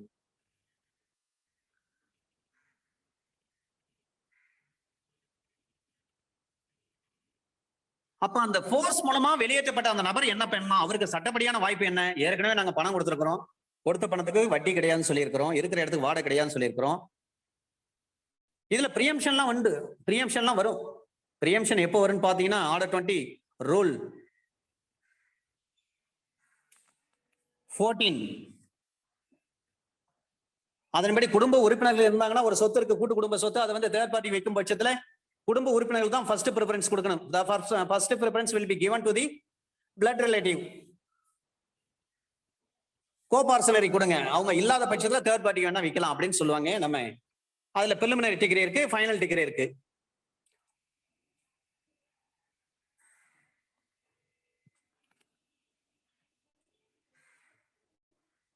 இப்ப இவ்வாறு இருக்கும் பட்சத்துல இந்த பணத்தை கொடுத்தவர் வந்து அப்புறப்படுத்தப்படுறாரு. அப்புறப்படுத்தப்பட்ட பிறகு அவர் என்ன செய்யலாம்னா, பணம் இருக்குதுன்னு சொன்னாவே மறைமுகமா அந்த சொத்தின் மீது எனக்கு உரிமை இருக்குதுன்னு அர்த்தம். ஏன் பணம் அங்க இருக்குதுன்னா அந்த இடத்துல எனக்கு உரிமை இருக்குன்னு அர்த்தம். இப்ப செக்ஷன் 5 கீழே ஒரு நிவாரணம் கேட்க முடியுமானா கண்டிப்பா கேட்கலாம். அப்ப அந்த சொத்தினுடைய வேல்யூ என்ன அதை பார்ப்பாங்க. சொத்தினுடைய வேல்யூ 80,000 தான். நீங்க எவ்வளவு அட்வான்ஸ் வாங்கியிருக்கீங்க, எவ்வளவு மொத்த பணம் வாங்கியிருக்கீங்க ஒத்திக்குன்னு சொல்லிட்டு, நான் 75,000 ரூபாய் வாங்கியிருக்கேன்னு சொல்லுவாங்க. அப்ப ரிமைனிங் பேலன்ஸ் எவ்வளவு? வேறு 5,000 ரூபாய் தானே. அப்ப இதை பார்க்கின்ற பொழுது இதே ஆக்ட்ல அண்டர் செக்ஷன் 12 சப்செக்ஷன் 2 உங்களுக்கு நினைவில் வர வேண்டும். ஏன்னா அண்டர் செக்ஷன் 12 சப்செக்ஷன் 2ல என்ன சொல்றாங்க, ஒரு 100 ஏக்கர் நிலம் இருக்கு, ஏ என்றவர் பி கிட்ட விற்கிறாரு. பி அந்த நிலத்தை வாங்கிட்டாரு, ஃபுல் கன்சிடரேஷன் சேல் கன்சிடரேஷன் கொடுத்துட்டாங்க. நிலத்தை வந்து சர்வேர் வச்சு அளக்குறாரு. அப்ப 98 ஏக்கர் தான் இருக்குது, 2 ஏக்கர் குறையுது. அப்ப என்ன செய்யலாம், அந்த சேல் வந்து செல்லாதுன்னு சொல்ல முடியுமா? சொல்ல முடியாது. அப்ப 2 ஏக்கர் வந்து பற்றாக்குறை ஏற்படுது பாருங்க. அந்த பற்றாக்குறையை சரி செய்வதற்கு ஏற்கனவே 100 ஏக்கருக்கு 100 லட்சம் ரூபாய் கொடுத்திருப்பாரு இல்லைங்களா, 1 கோடி ரூபாய். இப்போ 1 கோடி ரூபாய் கொடுத்திருக்காருன்னு வச்சுங்க 100 ஏக்கருக்கும். அப்ப அந்த 1 கோடி ரூபாயில 2 ஏக்கருக்கு எவ்வளவு பெருமானமோ அந்த பணத்தை கழிச்சுக்கலாம். அதே மாதிரிதான் இந்த எடுத்துக்காட்டு, இப்ப நான் ஏற்கனவே சொன்ன எடுத்துக்காட்டின் அடிப்படையில் செக்ஷன் 6ல வந்து அவர் வந்து டிஸ்போசஸ் பண்ணிட்டாங்கன்னு சொல்லிட்டா, செக்ஷன் 5 படி டைட்டிலை பேஸ் பண்ணி அவர் கேட்பதற்கு வாய்ப்புகள் உண்டு. இப்ப செக்ஷன் 5 என்ன சொல்றாங்க, ஒரு சொத்துடைய உரிமையாளர் இருக்கிறாரு, அவருடைய சொத்து அவருக்கு தெரிந்தே ஒரு நபர் வேற ஒரு நபர் அந்த இடத்துல இருக்கிறாருன்னு சொன்னா, அப்ப அப்ஜெக்ஷன் பண்றாரு ஓனரு, டைட்டில் என் பேர்ல இருக்கு, என் சொத்துல இன்னொருத்தங்க இருக்காங்கன்னு சொன்னா 12 வருஷத்துக்குள்ள கேஸ் போடணும். ஆனா செக்ஷன் 6ல பாத்தீங்கன்னா இந்த நபரை வந்து டிஸ்போசஸ் பண்ணிட்டாங்கன்னா அந்த தேதியில இருந்து 6 மாசத்துக்குள்ள கேஸ் போடணும். அதே சமயத்துல 6ல ஒரு பெரிய பியூட்டி என்னன்னா சம்மரி ட்ரையல் ப்ரொசீஜர் வந்து ஃபாலோ பண்ற சொல்றாங்க. செக்ஷன் 5ல நீங்க கேஸ் போட்டு தோத்துட்டீங்கன்னா செக்ஷன் 6 படி நீங்க கேஸ் போட முடியாது. ஆனால் செக்ஷன் 6 கீழே நீங்க வந்து கேஸ்ல வந்து தோத்துட்டீங்கன்னு சொன்னா செக்ஷன் 5 படி நீங்க உங்களால நிவாரணம் கேட்க முடியும். இதுதான் செக்ஷன் 5 and 6க்கான ஒரு சின்ன வித்தியாசம். அண்டர் செக்ஷன் 7 இப்ப இந்த 4, 5க்கு நிறைய ஜட்ஜ்மெண்ட்ஸ் இருக்கு. ஒரு சில ஜட்ஜ்மெண்ட்ஸ் பார்த்துட்டு நம்ம செக்ஷன் 7க்கு போலாம்னு நினைக்கிறேன். ஏன்னா a person entitled to the possession of specific movable property, இதுவரை பார்த்தது அண்டர் செக்ஷன் 5 and 6 பொறுத்தவரை இம்மூவபிள் ப்ராப்பர்ட்டியை பார்த்தோம். இப்ப பார்க்க போறது மூவபிள் ப்ராப்பர்ட்டி. இப்ப மூவபிள் ப்ராப்பர்ட்டின்னு சொன்னவனே ஆர்டர் 21ல நம்ம படிச்சிருக்கிறோம். 66ல ரூல் 66ல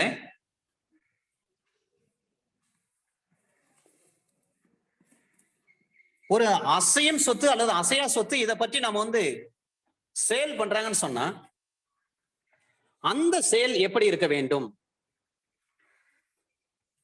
ஏனென்று சொன்னால் ஒரு பொருள் வந்து அழுகக்கூடிய ஒரு சூழ்நிலை இருக்கும், பெரிஷபிள் கூட்ஸா இருக்கும். அப்ப பெரிஷபிள் கூட்ஸா இருக்கும் பட்சத்தில் அதை என்ன செய்யலாம்? அண்டர் ஆர்டர் 21 ரூல் 68ல தெளிவா சொல்லப்பட்டிருக்கிறது. ஒரு அசையா சொத்துனா நீங்க ஆக்ஷன் ஓடுறீங்கன்னு சொன்னா, ஒரு ப்ரொக்ளமேஷன் ஆர்டர் பாஸ் பண்றீங்கன்னு சொன்னா ஆர்டர் 21 ரூல் 68ல சொல்றாங்க அசையா சொத்தா இருக்கும் பட்சத்தில் 15 நாட்கள். அசையும் சொத்தா இருந்துச்சுன்னா 7 நாள்ல அதை என்ன பண்ணும்? சேல் பண்ணிடணும். ஆர்டர் 21 ரூல் 68 ஆஃப் சிபிஸ்ல சொல்றாங்க.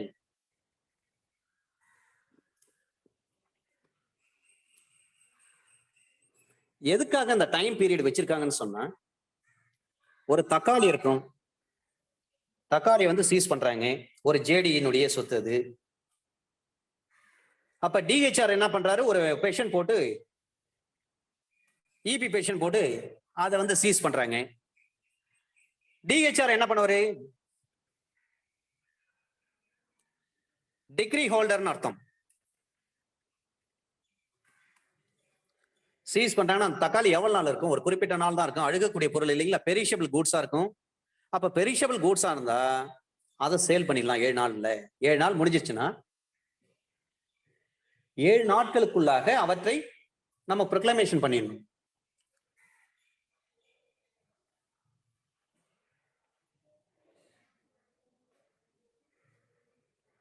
அசையா சொத்தை பொறுத்தவரை 15 தினங்கள்.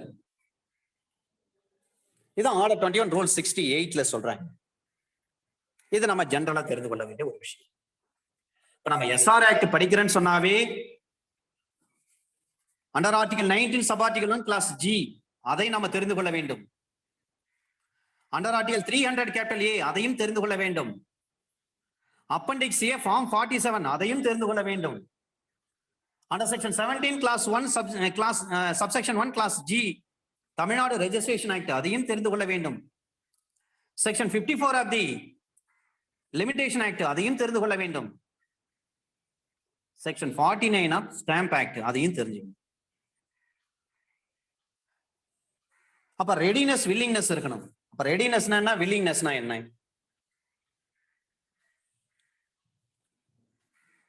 ஏ வந்து பியும் வந்து ஒரு கான்ட்ராக்ட்ல அல்லது ஒரு அக்ரிமெண்ட்ல என்ட்ரி ஆயிருக்காங்க. both of them have been entered into an agreement. இப்ப யார் யாருக்கு என்னென்ன பார்ட்டோ அந்தந்த பார்ட் அவங்கவுங்க என்ன பண்ணும் செய்யறதுக்கு தயாரா இருக்கணும். அப்ப பிளைன்டிஃப் இருக்காருன்னு சொன்னா அவருடைய பார்ட் வந்து he has been ready and still அந்த வார்த்தை வரணும். ready to perform his part of the contract. not only ready but also willingness ரெண்டுமே இருக்கணும். இப்ப ரெடினஸ் வில்லிங்னஸ் இருக்கணும், தயாராக இருக்கணும், பினான்சியல் கெப்பாசிட்டி இருக்கணும். வெறுமே நான் ரெடியா இருந்துட்டேன் அப்படின்னு சொன்னா மட்டும் போதாது, அதுக்கான பணமும் இருக்கணும். அக்ரிமெண்ட்ல ஒரு இடத்த வந்து வாங்குறேன்னு சொன்னா 1 லட்ச ரூபா அந்த இடம், 50,000 அட்வான்ஸ் கொடுத்துட்டேன், மீதி 50,000 வந்து 3 மாசம் கழிச்சு நான் வந்து கொடுத்துட்டு மீதி 50,000 கொடுத்துட்டு அந்த இடத்த வந்து கிரையம் பண்ணிக்கிறேன்னு சொல்லி இருக்கும். இதுதான் கண்டென்ட்ஸ் ஆஃப் தி அக்ரிமெண்ட். அப்ப அந்த ஒப்பந்தத்துல அந்த கான்ட்ராக்ட்ல ஒரு வீடு, அந்த வீட்டினுடைய மதிப்பு 1 லட்ச ரூபா, 50,000 கொடுத்துட்டாரு. ஏ வந்து ஒத்துக்கிறாரு, நான் இந்த வீடை வந்து நான் விற்க போறேன்னு சொல்லி. பி வந்து வாங்குறாரு, 1 லட்ச ரூபா மதிப்புள்ள வீடு. அப்ப பி என்ன பண்றாரு, 50,000 வந்து ஏ கிட்ட கொடுத்துட்டாரு. மீதி 50,000 3 மாசத்துக்குள்ள நான் கொடுத்துட்டு நான் அந்த வீட்டை வந்து மீட்டுக்கிறேன் அப்படின்னு சொல்றாரு. இப்ப 3 மாசத்துக்குள்ள ஏ என்ன, இந்த பி என்ன பண்றாரு, இந்த பணத்தை கொடுக்க ட்ரை பண்றாரு. ஏ வாங்க மறுக்கும் பட்சத்தில் அவருக்கு நோட்டீஸ் கொடுத்துட்டு நம்ம என்ன பண்ணலாம், சூட்டை போட்டுடலாம். இந்த 3 மாசத்துக்குள்ள சூட்டு போடலாம்னா கண்டிப்பாக போடலாம், ஒன்றும் பிரச்சனை இல்லை. இப்ப ஸ்டிபுலேட்டட் பீரியட் 3 மாசம் இருக்கு. அந்த 3 மாசம் முடிஞ்ச பிறகுதான் அதுல இருந்து வந்து கால்குலேஷன் ஆகுமானா ஆமா. அண்டர் செக்ஷன் 54ல 2 limbs are there. First limbs என்ன சொல்றாங்க, டேட் பிக்ஸ் பண்ணியிருந்தாங்கன்னா அந்த பிக்ஸ் பண்ணப்பட்ட டேட் ஸ்டிபுலேட்டட் பீரியட் 3 மாசத்துக்குள்ள இந்த இடத்த வாங்கிக்கிறேன், 5 மாசத்துக்குள்ள இந்த இடத்த வாங்கிக்கிறேன், 6 மாசத்துக்குள்ள இந்த இடத்த வாங்கிக்கிறேன், அல்லது ஒரு வருடத்துக்குள்ளாக 12 மாதங்களுக்குள்ளாக இந்த இடத்த நான் வாங்கிக்கிறேன், இந்த பில்டிங் வாங்கிக்கிறேன், அந்த நிலத்தை வாங்கிக்கிறேன் அப்படின்னு சொல்லிட்டு அந்த ஸ்டிபுலேட்டட் பீரியட் வந்து கோட் பண்ணியிருந்தாங்கன்னா அந்த பீரியட் முடிஞ்சதுல இருந்து 3 மாசம் ஸ்டார்ட் ஆகும், 3 வருஷம் ஸ்டார்ட் ஆகும். இதான் under article 54 of the limitation ஆக்ட்ல சொல்றாங்க. இதான் ஃபர்ஸ்ட் லிம்ப். இந்த ஃபர்ஸ்ட் லிம்ப்ல என்ன சொல்றாங்க, டேட் வந்து அந்த ஒப்பந்தத்துல பிக்ஸ் பண்ணி இருந்தாங்கன்னா அதுல இருந்து அந்த டேட் முடியுது, அது முடிஞ்ச தினத்திலிருந்து 3 வருடங்களுக்குள்ளாக சூட்ட போகணும். செகண்ட் லிம்ப் என்ன சொல்றாங்க, டேட்டே பிக்ஸ் பண்ணல. அப்ப என்ன அர்த்தம், பிளைன்டிஃப் வந்து டிஃபெண்டன்ட்க்கு நோட்டீஸ் கொடுக்கிறாரு, அந்த நோட்டீஸை டிஃபெண்டன்ட் வாங்க மறுக்கிறாரு, வாங்க மறுத்த அந்த தினத்திலிருந்து 3 ஆண்டு காலத்துக்குள்ளாக நீங்க சூட்ட போடுங்க. இதுதான் second limb of the under section 54 of limitation act. இப்ப லிமிடேஷன் ஆக்ட் 135 136 எல்லாம் இதுல வருது. ஒரு பெர்பெச்சுவல் இன்ஜங்ஷனா, ஒரு பெர்மனன்ட் இன்ஜங்ஷனா? அப்ப எதுக்கு 135 பொருந்தது, எதுக்கு வந்து பொருந்தாது? பீரியட் ஆஃப் லிமிடேஷன் எதுக்கு பொருந்தும், எதுக்கு பொருந்தாது? இதையெல்லாம் நம்ம பிறகு 1 by 1 நம்ம பார்க்கலாம். ஒரு சில ஜட்ஜ்மெண்ட்ஸ் நம்ம பார்த்துடலாம், பார்த்துட்டு அதன் பிறகு உள்ள போனா நல்லா இருக்குன்னு நான் நினைக்கிறேன். செக்ஷன் 4க்கான ஜட்ஜ்மெண்ட்ஸ் நம்ம ஏற்கனவே பார்த்துட்டோம். ஏன்னா இதனுடைய பொருந்தகை பார்த்தீங்கன்னா இது வந்து எக்ஸாஸ்டிவ் அப்படின்ட்டு நம்ம ஏற்கனவே ஹங்கர்ஃபோர்ட் அந்த கேஸ்ல பார்த்துட்டோம். செக்ஷன் 5க்கான judgment, whether third parties had acquired rights in the subject matter of the suit, and also whether the delay had given rise to a plea of waiver, or otherwise it will be inequitable to grant discretionary relief. இதை சொன்ன வழக்கு Motilal Jain versus Ramdasi. Motilal Jain versus Ramdasi Devi and others. Ramdasi Devi and others. ஏன்னா ஒரு third party acquire பண்றாரு, அவருக்கு அந்த rights எல்லாம் வந்துடுது. சப்ஜெக்ட் மேட்டர் ஏதோ கருப்பொருள் ஏதோ அந்த இந்த ஒப்பந்தத்தின் அடிப்படையில் அந்த சப்ஜெக்ட் மேட்டர்ல அவருக்கு ரைட் வந்துடுது. அப்ப delay had given rise to a plea. அப்ப டிலே வந்து இருக்கு, rise to a plea of waiver, or otherwise it will be inequitable to grant discretionary relief.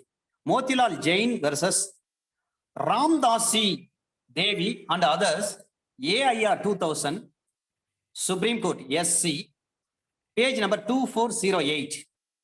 Motilal Jain versus Ramdasi Devi and another, Ramdasi Devi and others, AIR 2000, SC, page number 2408. Motilal Jain versus Ramdasi Devi and others, AIR 2000, SC, page number 2408. மிக முக்கியமான ஒரு judgement sir. இந்த judgement ஒரு toner இருக்காரு, அவரு ஒரு சொத்தை வந்து ஒரு டோனிக்கு எழுதி கொடுக்கிறாரு. Under section 122 Indian evidence contract act 1872. ஒரு டோனர் வந்து ஒரு லேண்ட் என்ன பண்றாரு, ஒரு டோனிக்கு கொடுக்கிறாரு. அப்ப அந்த கிஃப்ட் டீட்ல, டீட் ஆஃப் கிஃப்ட்ல எப்படி இருக்குன்னா சில டேர்ம்ஸ் அண்ட் கண்டிஷன்ஸ் கொடுக்கிறாரு. அந்த டேர்ம்ஸ் அண்ட் கண்டிஷன்ஸ் கொடுக்கின்ற பொழுது அதை வந்து டோனி வந்து பிரீச் பண்ணிட்டாருன்னு சொன்னா டோனர் வந்து அதை திரும்ப பெற்றுக் கொள்ளலாமா? ஒரு கொடையாளர் ஒரு சொத்தை வந்து இன்னொருத்தருக்கு வந்து கொடுக்கிறாரு, தானமா கொடுக்கிறாரு, கிஃப்டா கொடுக்கிறாரு. அப்ப கிஃப்டா கொடுக்கிறப்ப சில கண்டிஷன்ஸ் சொல்றாரு. அந்த கண்டிஷன்ஸ் வந்து அந்த கொடையை பெற்றுக்கொள்பவர் மீறும் பட்சத்தில் அந்த சொத்தை திரும்ப பெற்றுக் கொள்ளலாம். அப்ப இந்த ஸ்பெசிபிக் ரிலீஃப் ஆக்டை பொறுத்தவரை under section under article 54 of the 54 of the limitation act வந்து பொருந்தும்னு சொல்லி நம்ம பார்த்திருக்கோம். இப்ப ஆர்டிகல் 54ல 2 லிம்ப் இருக்குன்னு அதையும் நம்ம பார்த்திருக்கிறோம். இங்க ஒரு டோனர் இருக்காரு, ஒரு டோனிக்கு ஒரு சொத்தை எழுதி கொடுக்குறாரு, சில கண்டிஷன்ஸ் இம்போஸ் பண்றாரு. அந்த கண்டிஷன்ஸ் வந்து அந்த டோனி என்ன பண்றாரு, பிரீச் பண்ணிட்டார். பிரீச் பண்ணிட்ட பிறகு அந்த சொத்தை கண்டிஷனே பிரீச் பண்ணிட்ட பிறகு உங்களுக்கு நான் என்னால் கொடுக்கப்பட்ட அந்த சொத்தை திரும்ப பெற்றுக்கொள்ள முடியுமா? அந்த டோனி கண்டிப்பாக பெற்றுக்கொள்ள முடியும். அந்த நேரத்துல article 54 of the limitation act வந்து பொருந்துமா? பொருந்தாது. ஆனால் ஆர்டிகல் 66 தான் பொருந்தும். 66 தான் பொருந்தும். லிமிடேஷன் ஆக்ட் அண்டர் ஆர்டிகல் 66 தான் பொருந்தும்.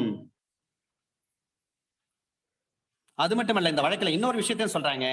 The time would begin to run when the forfeiture was incurred or condition broken. Thakur Raghunath G Maharaj, Thakur Raghunath G Maharaj and another Thakur Raghunath G Maharaj and another versus Ramesh Chandra. Thakur Raghunath G Maharaj and another versus Ramesh Chandra. AIR 2001 SC page number 2340. அப்போ ஒரு toner வந்து ஒரு சொத்தை வந்து ஃப்ரீயா கொடுக்குறாரு இன்னொருத்தருக்கு, டோனிக்கு conditions impose பண்ணியிருக்காரு. அந்த கண்டிஷன்ஸ் வந்து பிரீச் பண்ணிட்டாருன்னா அந்த சொத்தை திரும்ப பெற்றுக்கொள்ளலாம். அப்ப நீங்க லிமிடேஷன் ஆக்ட்ல வந்து எந்த ஆர்டிகல் வந்து இதுக்கு வந்து அப்ளிகேபிள் ஆகுன்னு பார்த்தீங்கன்னா அண்டர் ஆர்டிகல் 54 வந்து அப்ளிகேபிள் ஆகாது. அண்டர் ஆர்டிகல் 66 தான் அப்ளிகேபிள் ஆகும். இதை சொன்ன வழக்கு Thakur Raghunath G Maharaj and another versus Ramesh Chandra. AIR 2001 SC னா சுப்ரீம் கோர்ட்னு அர்த்தம். SC page number 2340. அடுத்த கேஸ் ஏன்னா அண்டர் ஆர்டிகல் 54 லிமிடேஷன் ஆக்டை பொறுத்தவரை 2 limbs are there. First limbs என்ன சொல்றாங்க, அந்த கான்ட்ராக்ட்ல வந்து டேட் வந்து ஃபிக்ஸ் பண்ணியிருந்தாங்கன்னா அந்த டேட் அந்த ஸ்டிபுலேட்டட் பீரியட் முடிஞ்சதுல இருந்து 3 வருஷத்துக்குள்ள கேஸ போடணும். இதே ப்ரோ நோட்னு பாத்தீங்கன்னா அந்த டேட் வந்து எழுதிருப்பாங்க ப்ராமிசரி நோட்ல, அந்த தேதியில இருந்து 3 வருஷத்துக்குள்ள கேஸ் பண்ணணும். ஆனா ஸ்பெசிபிக் ரிலீஃப் நீங்க கேக்குறீங்கன்னு சொன்னா ஒரு ஒப்பந்தத்தில் சொல்லப்பட்டிருக்கக்கூடிய அந்த பீரியட் 3 மாசத்துக்குள்ள நான் வாங்கிக்கிறேன், 5 மாசத்துக்குள்ள இந்த இடத்த வாங்கிக்கிறேன், 6 மாசத்துக்குள்ள இந்த நிலத்தை வாங்கிக்கிறேன்னு சொல்றாங்க பாரு, அந்த பீரியட் எக்ஸ்பயர் ஆன தேதியில இருந்து 3 வருஷம் மறக்க கூடாது. நீங்க அதுக்குள்ள நீங்க கேஸ் பண்ணணும். செக்ஷன் 5ல கேஸ் பண்ணா 12 வருஷத்துக்குள்ள நீங்க கேஸ் பண்ணணும், இல்ல அட்வர்ஸ் பொசஷன் வந்துடும். செக்ஷன் 6ல நீங்க கேஸ் போறீங்கன்னு சொன்னா 6 மாசத்துக்குள்ள நீங்க கேஸ் போடணும், என்ன டிஸ்போசஸ் பண்ணிட்டாங்க அப்படின்னு சொல்லிட்டு. செக்ஷன் 6 பாத்தீங்கன்னா சம்மரி ட்ரையல் ப்ரொசீஜர் ஃபாலோ பண்ணணும். செக்ஷன் 6 பொறுத்தவரை நீங்க என்ன பண்ணீங்க, நீங்க பாதிக்கப்பட்டவங்க நீங்க கேஸ் போடுறீங்கன்னு சொன்னா அந்த கேஸ்ல தோல்வி அடைஞ்சிட்டீங்க, அப்ப நீங்க அப்பீல் போக முடியுமா? முடியாது. ரிவ்யூ போக முடியுமா? முடியாது. அப்ப எது போகலாம்? ரிவிஷன் மட்டும் போகலாம். Under section 6 subsection 2 clause B ல என்ன சொல்றாங்க, அரசுக்கு எதிராக நீங்க வழக்கு தொடுக்க முடியாது, ஆனால் ஒரு கார்பரேஷனுக்கு எதிராக நீங்க வழக்கு தொடுக்க முடியும். ஜீவன் கேஸ்ல நாம பார்த்திருக்கோம். அண்டர் செக்ஷன் 6 சப்செக்ஷன் 3ல தான் அந்த பீரியட சொல்றாங்க. இதை நீங்க மறக்க கூடாது. The time is not essence of the contract. An agreement for sale of an immovable property. Mere delay will not preclude the plaintiff the suit being otherwise in time. Ratio laid down by division bench. AIR 1972 Madras, page number 339. AIR 1972 Madras, page number 339. Begum Sini Pichai Ammal. Begum Sini Pichai Ammal versus Janab K.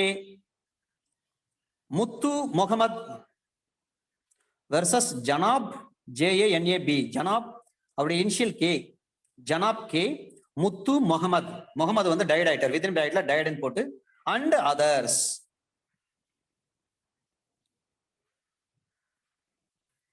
AIR 1972 Madras, page number 339 applied.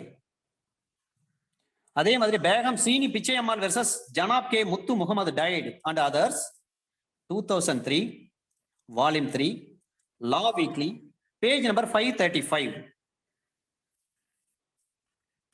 இப்போ இந்த விஷயங்கள் அந்த time வந்து நம்ம under section 55 of the transfer of property act நம்ம படிச்சிருக்கோம். Time is the essence of the contract. அப்ப suit எங்க போடணும்? Where the contract is made, அந்த ஜூரிஸ்டிக்ஷன் தான் நீங்க சூட்டை போடணும்.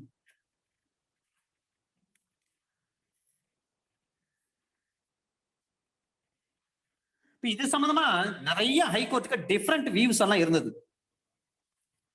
சுப்ரீம் கோர்ட் இந்த வழக்கை விசாரிக்கிறாங்க. Ramzan versus Husaini. Ramzan RAMZAN Ramzan versus Husaini HUSSAINI Husaini. Reported in 1990, Volume 1, SEC, page number 104. இதே விஷயங்களை இன்னொரு கேஸ்ல டிஸ்கஸ் பண்ணிருக்காங்க. Tarlok Singh TARLOK Tarlok Singh versus Vijaykumar Sabharwal. Tarlok Singh versus Vijaykumar Sabharwal. Reported in 1996, Volume 8, SEC, page number 367. இந்த வழக்குல சுப்ரீம் கோர்ட் என்ன சொல்றாங்கன்னா, ஒவ்வொரு மாநில ஹைகோர்ட்டும் ஒவ்வொரு மாதிரியா வந்து இதை இன்டர்பிரேஷன் பண்றாங்க, டிஃபரெண்ட் வியூஸ் இருக்குது இதுல அப்படின்னு சொல்லிட்டு சுப்ரீம் கோர்ட் இந்த வழக்குல விசாரிக்காங்க. 1990 வந்த வழக்கு தர்லோக் சிங் வெர்சஸ் விஜய்குமார் சபர்வால் வழக்கிலையும் விசாரிக்கிறாங்க. 1996 Volume 8 SEC page number 367.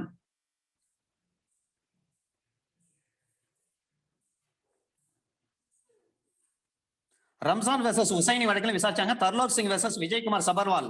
இந்த வழக்கு தான் 1996 Volume 8 SEC page number 367. இதுல சுப்ரீம் கோர்ட் சொல்றாங்க that it is possible to say that the expression date fixed need not be a calendar date, but time period fixed which refers to a certain event. That is possible to say that the expression date fixed need not be calendar date. Calendar date கிடையாது. நாம பயன்படுத்தக்கூடிய calendar பாத்தீங்கன்னா Gregorian calendar. நம்ம வீட்டுல நம்ம பயன்படுத்தக்கூடிய calendar பாத்தீங்கன்னா Gregorian calendar.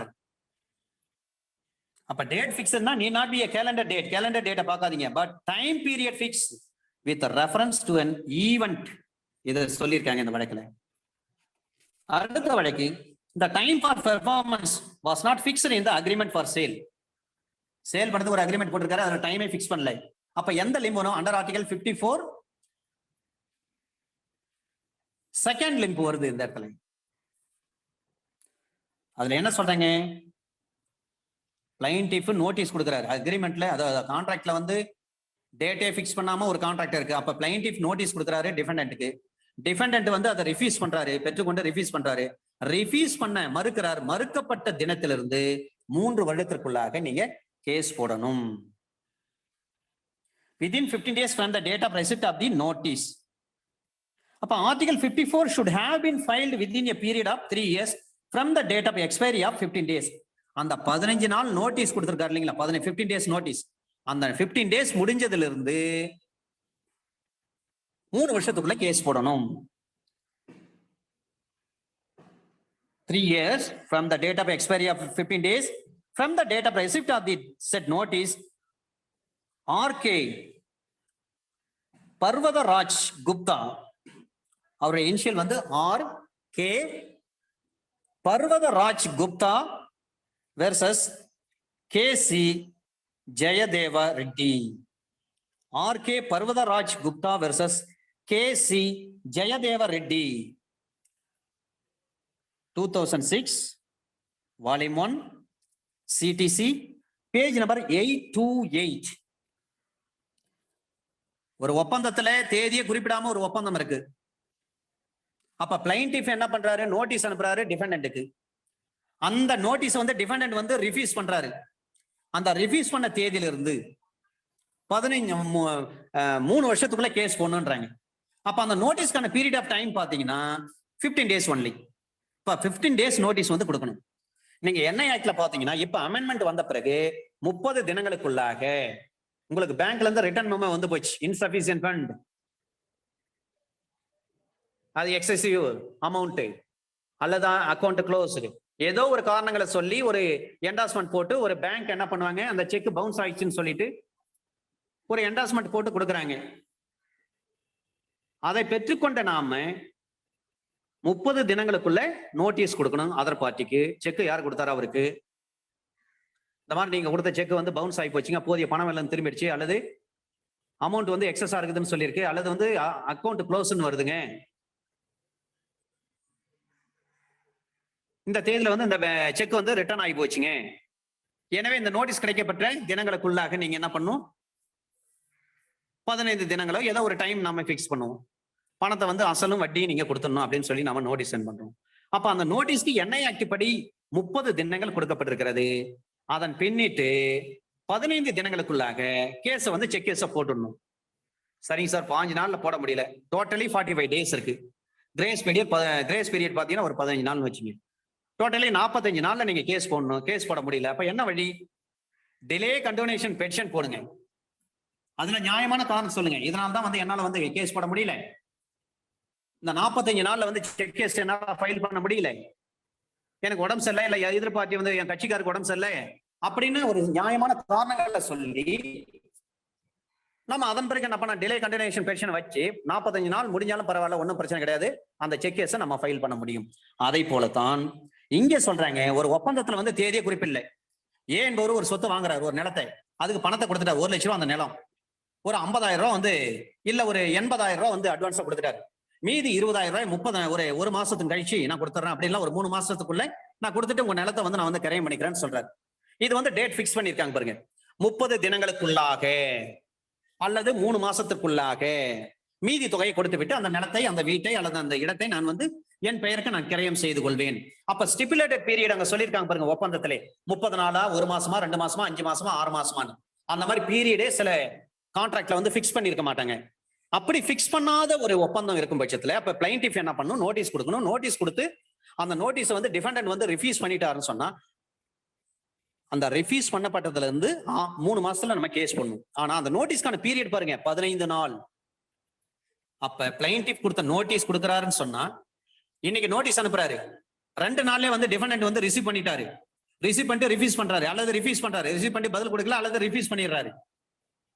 அதனால அந்த ரிஃப்யூஸ் பண்ண தேதியில இருந்து கணக்குல எடுக்கக்கூடாது, அந்த நோட்டீஸ்க்கான 15 டேஸ் முடியணும். அந்த நோட்டீஸ்க்கான பீரியட் அது.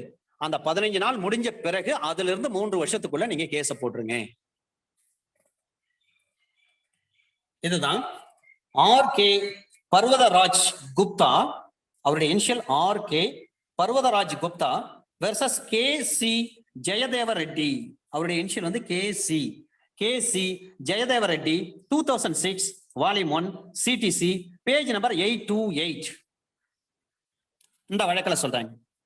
இன்னொரு வழக்கு, இந்த லிமிடேஷன் பாத்தீங்கன்னா அந்த டேட்டே பிக்ஸ் பண்ணலன்னு சொன்னா, இப்ப சுப்ரீம் கோர்ட் இந்த கேஸ்ல என்ன சொல்றாங்கன்னா, suit was clearly within time,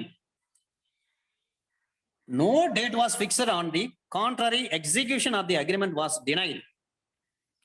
இப்போ ஹைகோர்ட் சில நேரங்களில் எல்லாம் ப்ரொசீட் பண்ணியிருக்காங்க. இந்த வழக்கு குறிச்சிங்க சார், டைம் இருந்தா இதை படிச்சு பாருங்க. Sugani SUGANI Sugani versus Rameshwar Das and another. Sugani SUGANI Sugani versus Rameshwar Das and another, AIR 2000 SC page number 2172. Sugani versus Rameshwar Das and another, AIR 2006 SC page number 2172. மிக முக்கியமான ஒரு கேஸ் சார் இது. இந்த கேஸ் இப்ப நான் சொல்ல போற கேஸ் மிக முக்கியமான case. when the agreement did not fix a date for performance, அப்ப the case would not fall under first category of the article 54 of the limitation act. Date fix பண்ணலன்னு சொன்னா ஃபர்ஸ்ட் லிம்ப் இருக்கு பாருங்க, under article 54 of the limitation act. அத 2 லிம்பா இருக்கு, 2 விஷயம். அப்ப would not fall under the category of article 54 of the limitation act, but would be governed by the second category. அப்ப second lymph வருது பாருங்க, அண்டர் ஆர்டிகல் 54ல செகண்ட் லிம்ப்ல வருது. இதுல என்ன சொல்றாங்க, when plaintiff notice that performance is refused, held on facts the contract did not stipulate that time was a essence of contract. And the suit having been filed after the defendant refused to perform his obligations after issuance of notice by plaintiff held in time. Ratnavadi and another versus Kavita Ganasham Das. Ratnavadi and another versus Kavita Ganasham Das. 2014, volume 6, CTC, page number 333. Ratnavadi and another versus Kavita Ganasham Das, 2014, volume 6, CTC, page number 333. சரிங்க, ஒரு பேர் injection போட முடியுமா? பேர் injection போடலாம். இதுல இந்த வழக்குல என்ன சொல்றாங்கன்னா, எல்சி அனுமந்தப்பா அவர் இறந்துட்டாரு. Since died represented by his எல்லாரும் அவங்களுடைய லீகல் ஏர்ஸ் வராங்க. லீகல் ஏர்ஸ் சொன்ன உடனே order 22, rule 2, rule 3 and rule 4 இது மூணு மறக்க கூடாது. நீங்க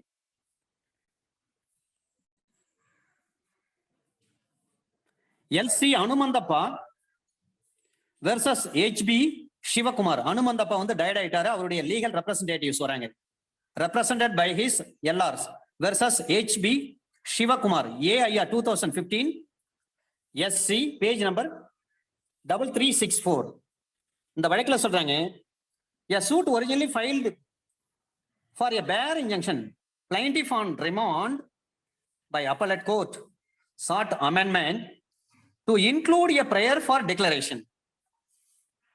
When such amendment was made after 3 years from the date on which the defendant filed a written statement and disputed plaintiff's title, relief is barred by limitation time. For purpose of reckoning limitation, date would start running from the date of the written statement. Written statement போடுறதுக்கு ஒரு 3 வருஷம் ஆயிடுச்சு. ஏற்கனவே வந்து அங்க remand back பண்ணிருக்காங்க, refer பண்ணிருக்காங்க trial கோர்ட்டுக்கு. ரிட்டர்ன் ஸ்டேட்மெண்ட் போறதுக்கு 3 வருஷம் கழிச்சு தான் போடுறாரு. அப்ப டேட் எதுல இருந்து ஸ்டார்ட் ஆகும்? Date would start running from the date of the written statement. Hell, doctrine of relation back would not apply when amendment was ordered subject to limitation. இந்த வார்த்தை தான் மிக முக்கியமானது. அப்ப doctrine of relation back வந்து எப்ப பொருந்தும் எப்ப பொருந்தாது.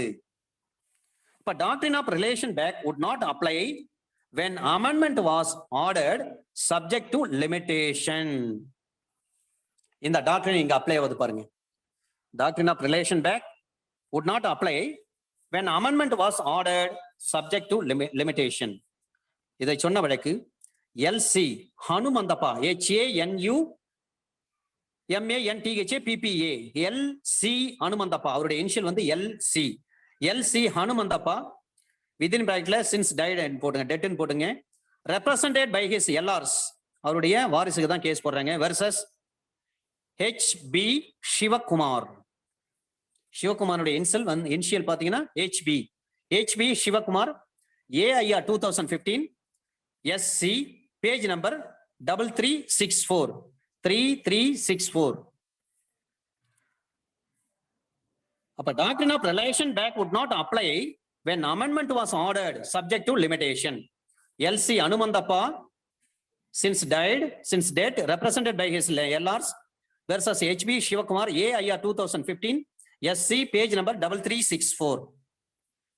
அடுத்த கேஸ் ஒரு அக்ரிமெண்ட் போடுறாங்க 20/8/2000 ஒரு agreement.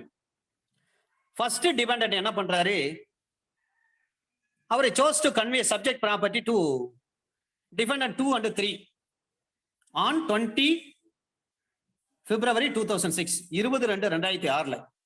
From which date the suit filed within 3 years. Agreement of sale entered into. ஒரு இடத்தை விற்க போறேன்னு சொல்லிட்டு ஒரு ஒப்பந்தம் போடுறாங்க 20/8/2000 அந்த ஒப்பந்தம். இப்ப ஃபர்ஸ்ட் டிபெண்டன்ட் என்ன பண்றாரு, அவர் சூஸ் பண்ணிட்டாரு இந்த கன்வே சப்ஜெக்ட் ப்ராப்பர்ட்டியை டு டிபெண்டன்ட் 2-3க்கும் பிரதிவாதி 2-3 அவங்களுக்கு 20/2/2006 இப்ப டிபெண்டன்ட் என்ன பண்ண, first dependent chose to convey subject property to defendant 2 and 3. 3 dependent இருக்காங்க. ஃபர்ஸ்ட் பிரதிவாதி என்ன பண்றாரு, ரெண்டாவது பிரதிவாதிக்கும் மூன்றாவது பிரதிவாதிக்கும் இதை கன்வே பண்ணிட்டாரு. இந்த subject matter,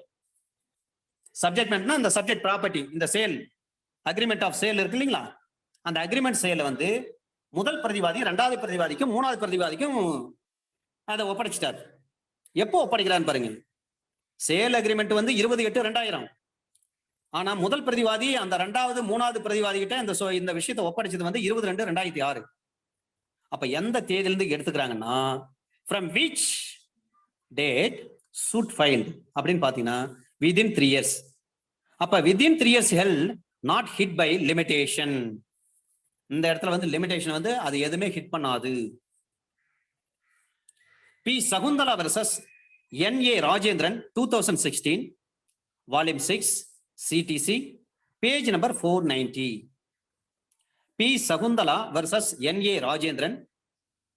B Sakunthala versus அவருடைய இனிஷியல் வந்து NA Rajendran 2016 volume 6 CTC page number 490. சில நேரங்கள்ல டிஃபெண்டன்ட் வந்து ரொம்ப வருஷம் ஆகுது, என்னால வந்து இதெல்லாம் கேஸ் எல்லாம் நடத்திட்டு இருக்க முடியாது, நீங்களே பாத்துங்க உங்ககிட்ட ஒப்படைச்சிருன்னு சொல்லிட்டு ஒரு டிஃபெண்டன்ட் என்ன பண்ணுவாரு, மற்ற டிஃபெண்டன்ட் கிட்ட ஒப்படைச்சிருவாரு. அந்த விஷயம் தான் இது. P Sakunthala versus NA Rajendran 2016 volume 6 CTC page number 490. சரிங்க, இந்த டேட் பிக்ஸ்ட்னு சொல்றாங்க. அப்ப டேட் பிக்ஸ்ட்னா என்ன? இப்ப சுப்ரீம் கோர்ட்னுடைய 3 ஜட்ஜ் பெஞ்ச் இருக்காங்க. அவங்க ஒரு விஷயத்த சொல்றாங்க. அகமது சாஹிப் அப்துல் முல்லா, அகமது சாஹிப் அப்துல் முல்லா அவர் டெட் ஆயிட்டாரு by proposed LRs versus PP John and others. இது 2009 ரிப்போர்ட் ஆயிருக்கு. Volume 5 SAC page number 462. 2009 volume 5 SCC page number 462. Date fix பண்ணி இருந்தாங்கன்னா 3 வருஷத்துக்குள்ள. அப்ப அந்த டேட் என்ன சொல்றாங்க? Date fixed for performance.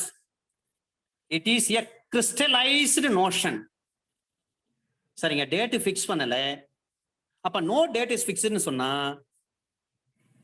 Ratnavati and another versus Kavitha Gnana, Ratnavathi and another versus Kavitha Ghanshyam Das, இது ஏற்கனவே பார்த்ததுதான் சொல்றாங்க. 2014 volume 6 CTC page number 333 within பிராக்கெட்ல SC supreme court. Date fix பண்ணலாம். Second limb of under article 54 நீங்க கணக்குல எடுத்துங்கன்னு சொல்லிட்டேன். இதே விஷயங்களை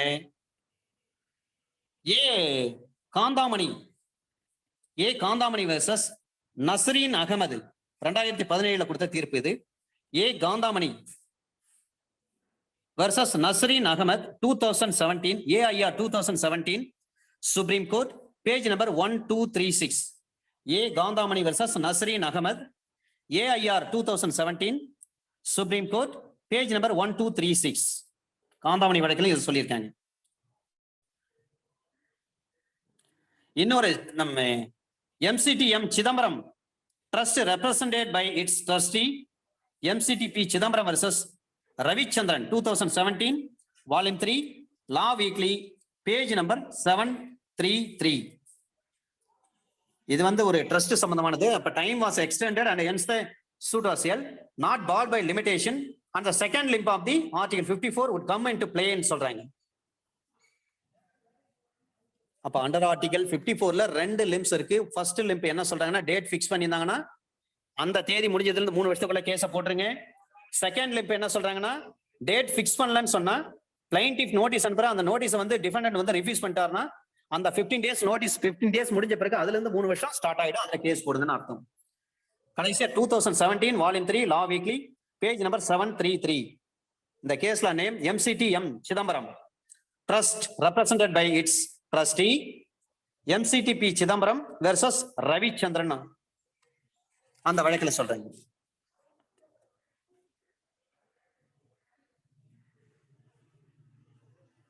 அடுத்த வழக்கு சார், இந்த ஸ்பெசிபிக் பெர்ஃபார்மன்ஸை பொறுத்தவரை to file suit for specific performance are separate and factual ingredients, including provisions governing the law limitation are different. இது வேற அது வேற.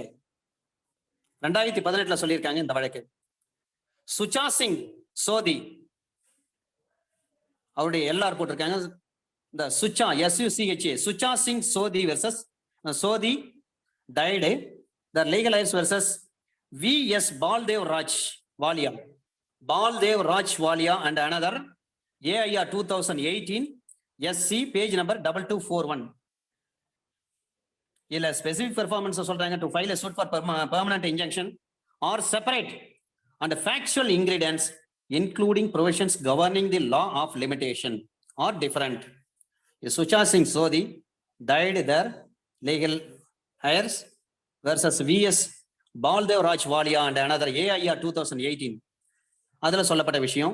இன்னொரு விஷயம், இந்த செகண்ட் லிம்ப பற்றி 2019 ஒரு வழக்கு வந்திருக்கு. இப்ப performance is refused by the defendant, அதுல இருந்து கணக்கு எடுத்துங்க அப்படின்னு சொல்றாங்க. Urvashi Ben and another Krishnakant Manu Prasad Trivedi. ஏன்னா இப்ப லேட்டஸ்ட் ஜட்ஜ்மெண்ட் இது. ஏன்னா 2019 2020 இந்த 3 ஜட்ஜ்மெண்ட் மட்டும் கொடுத்துட்டா போதும், இது முடிஞ்சிடும். Urvashi Ben and another Krishnakant Manu Prasad Trivedi. Krishnakant Manu Prasad Trivedi TRIVEDI Trivedi. Urvashi Ben and another versus Krishnakant Manu Prasad Trivedi 2019 Volume 1 Law Weekly page number 559.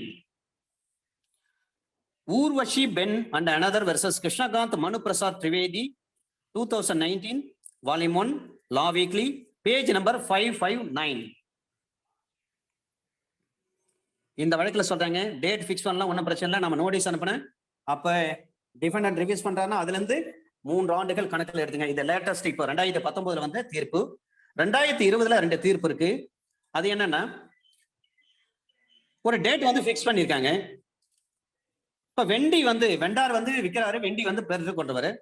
அப்ப வெண்டி cannot claim that cause of action.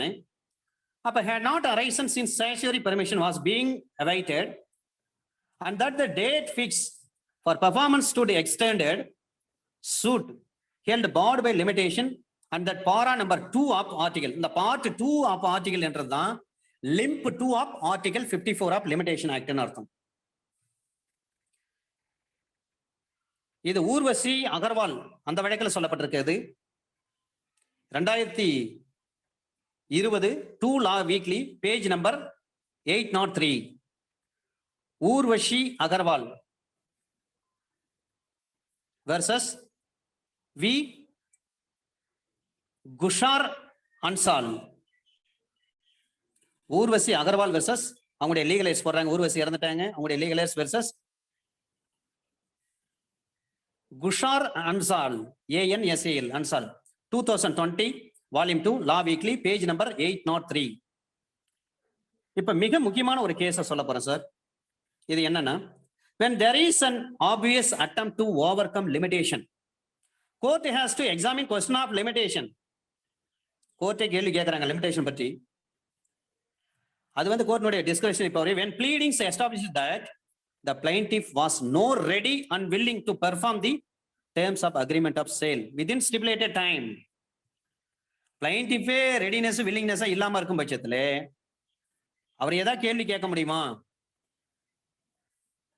Mere pleading without mentioning in the cause of action about the alleged oral extension of time would not save limitation. There is a marked difference between cause of action and the starting point of limitation. இந்த வித்தியாசத்தை சொன்ன வழக்கு இது. Difference between cause of action and the starting point of limitation. அப்ப cause of action தெளிவா சொல்லியிருக்கணும். starting point of limitation எங்கிருந்து start ஆகுது அதையும் தெளிவா சொல்லியிருக்கேன். இது ரெண்டுக்கான வித்தியாசம் என்ன? இதை சொன்ன வழக்கு K Murali versus M Mohammed Shafeer. K Murali versus M Mohammed Shafeer 2020 Volume 1 CTC page number 38. K Murali versus M Mohammed Shafeer, SHAFFIR, Shafeer 2020 2020 வந்த தீர்ப்பு இது, வால்யூம் 1 CTC, பேஜ் நம்பர் 38. இந்த தீர்ப்புல சொல்றாங்க, there is a marked difference between cause of action and starting point of limitation. ஒரு வழக்கு மூலத்திற்கும் ஒரு வழக்குக்கான கால வரையறைக்கும் உள்ள ஒரு வித்தியாசத்தை சொன்ன வழக்கு தான் K Murali versus M Mohammed Shafeer 2020 volume 1 CTC, page number 38.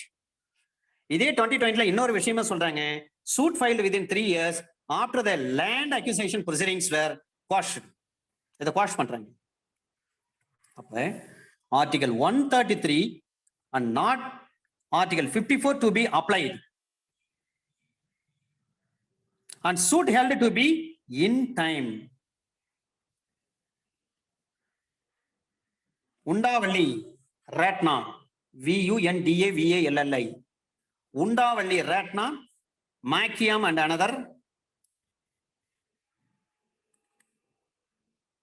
உண்டாவள்ளி Ratna, Ratna அதான் RATNA, Ratna, உண்டாவள்ளி Ratna, மாணிக்யம் MANIKYIM, மாணிக்யம் and another versus PPRN Prasad Rao, அவருடைய இனிஷியல் பாருங்க, PPRN Prasad Rao 2020 volume 2 law weekly, page number 763. Land acquisition இருக்கு, suit filed within 3 years, suit filed within 3 years after land acquisition, நிலம் கையகப்படுத்தப்பட்ட பிறகு அதனுடைய proceedings போயிட்டு இருக்கு. அப்ப where washed article 133 and not 54 to be applied and suit held to be in time.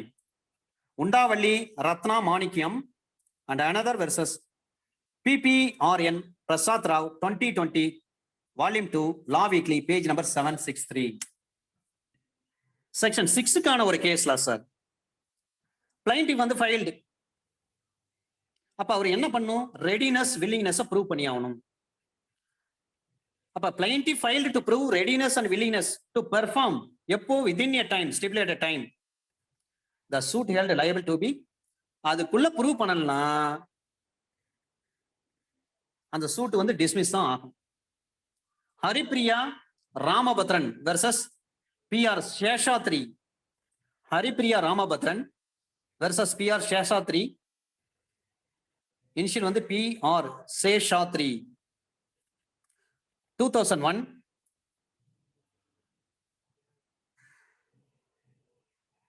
SUPPL MLJ volume 1 அதுல சொல்லியிருக்காங்க.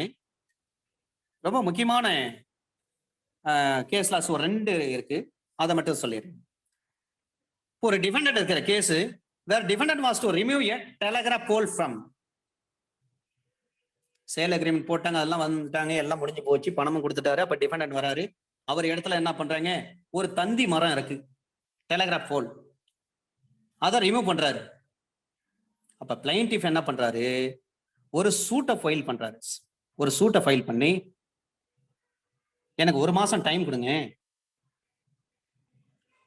நான் அந்த வந்து இந்த போலை வந்து நான் ரிமூவ் பண்ணிடுறேன், அந்த டெலிகிராஃப் போலை வந்து, இந்த தந்தி மரத்தை வந்து நான் ரிமூவ் பண்ணிக்கிறேன்னு சொல்லி கேட்கிறாரு, ஒரு சூட்டை போடுறாரு. அந்த சூட்டு நியாயமான சூட்டு தான். But defendant was to remove a telegraph pole from the property before execution of sale deed. Sale டீடை எக்ஸிக்யூட் பண்றதுக்கு முன்னாடியே டிஃபெண்டன்ட் என்ன பண்றாரு, அந்த டெலிகிராஃப் போல வந்து ரிமூவ் பண்ணுன்றாரு. அப்ப defendant did not execute a sale deed even after the pole was removed, despite notice and the plaintiff had chosen to file a suit within 1 month after the pole was removed. Held it was a case of reasonable time. Veera E. Ammal versus Sini Ammal, AIR 2001 SC, page number 2920. Veera E. Ammal versus Sini Ammal, AIR 2001 SC, page number 2920.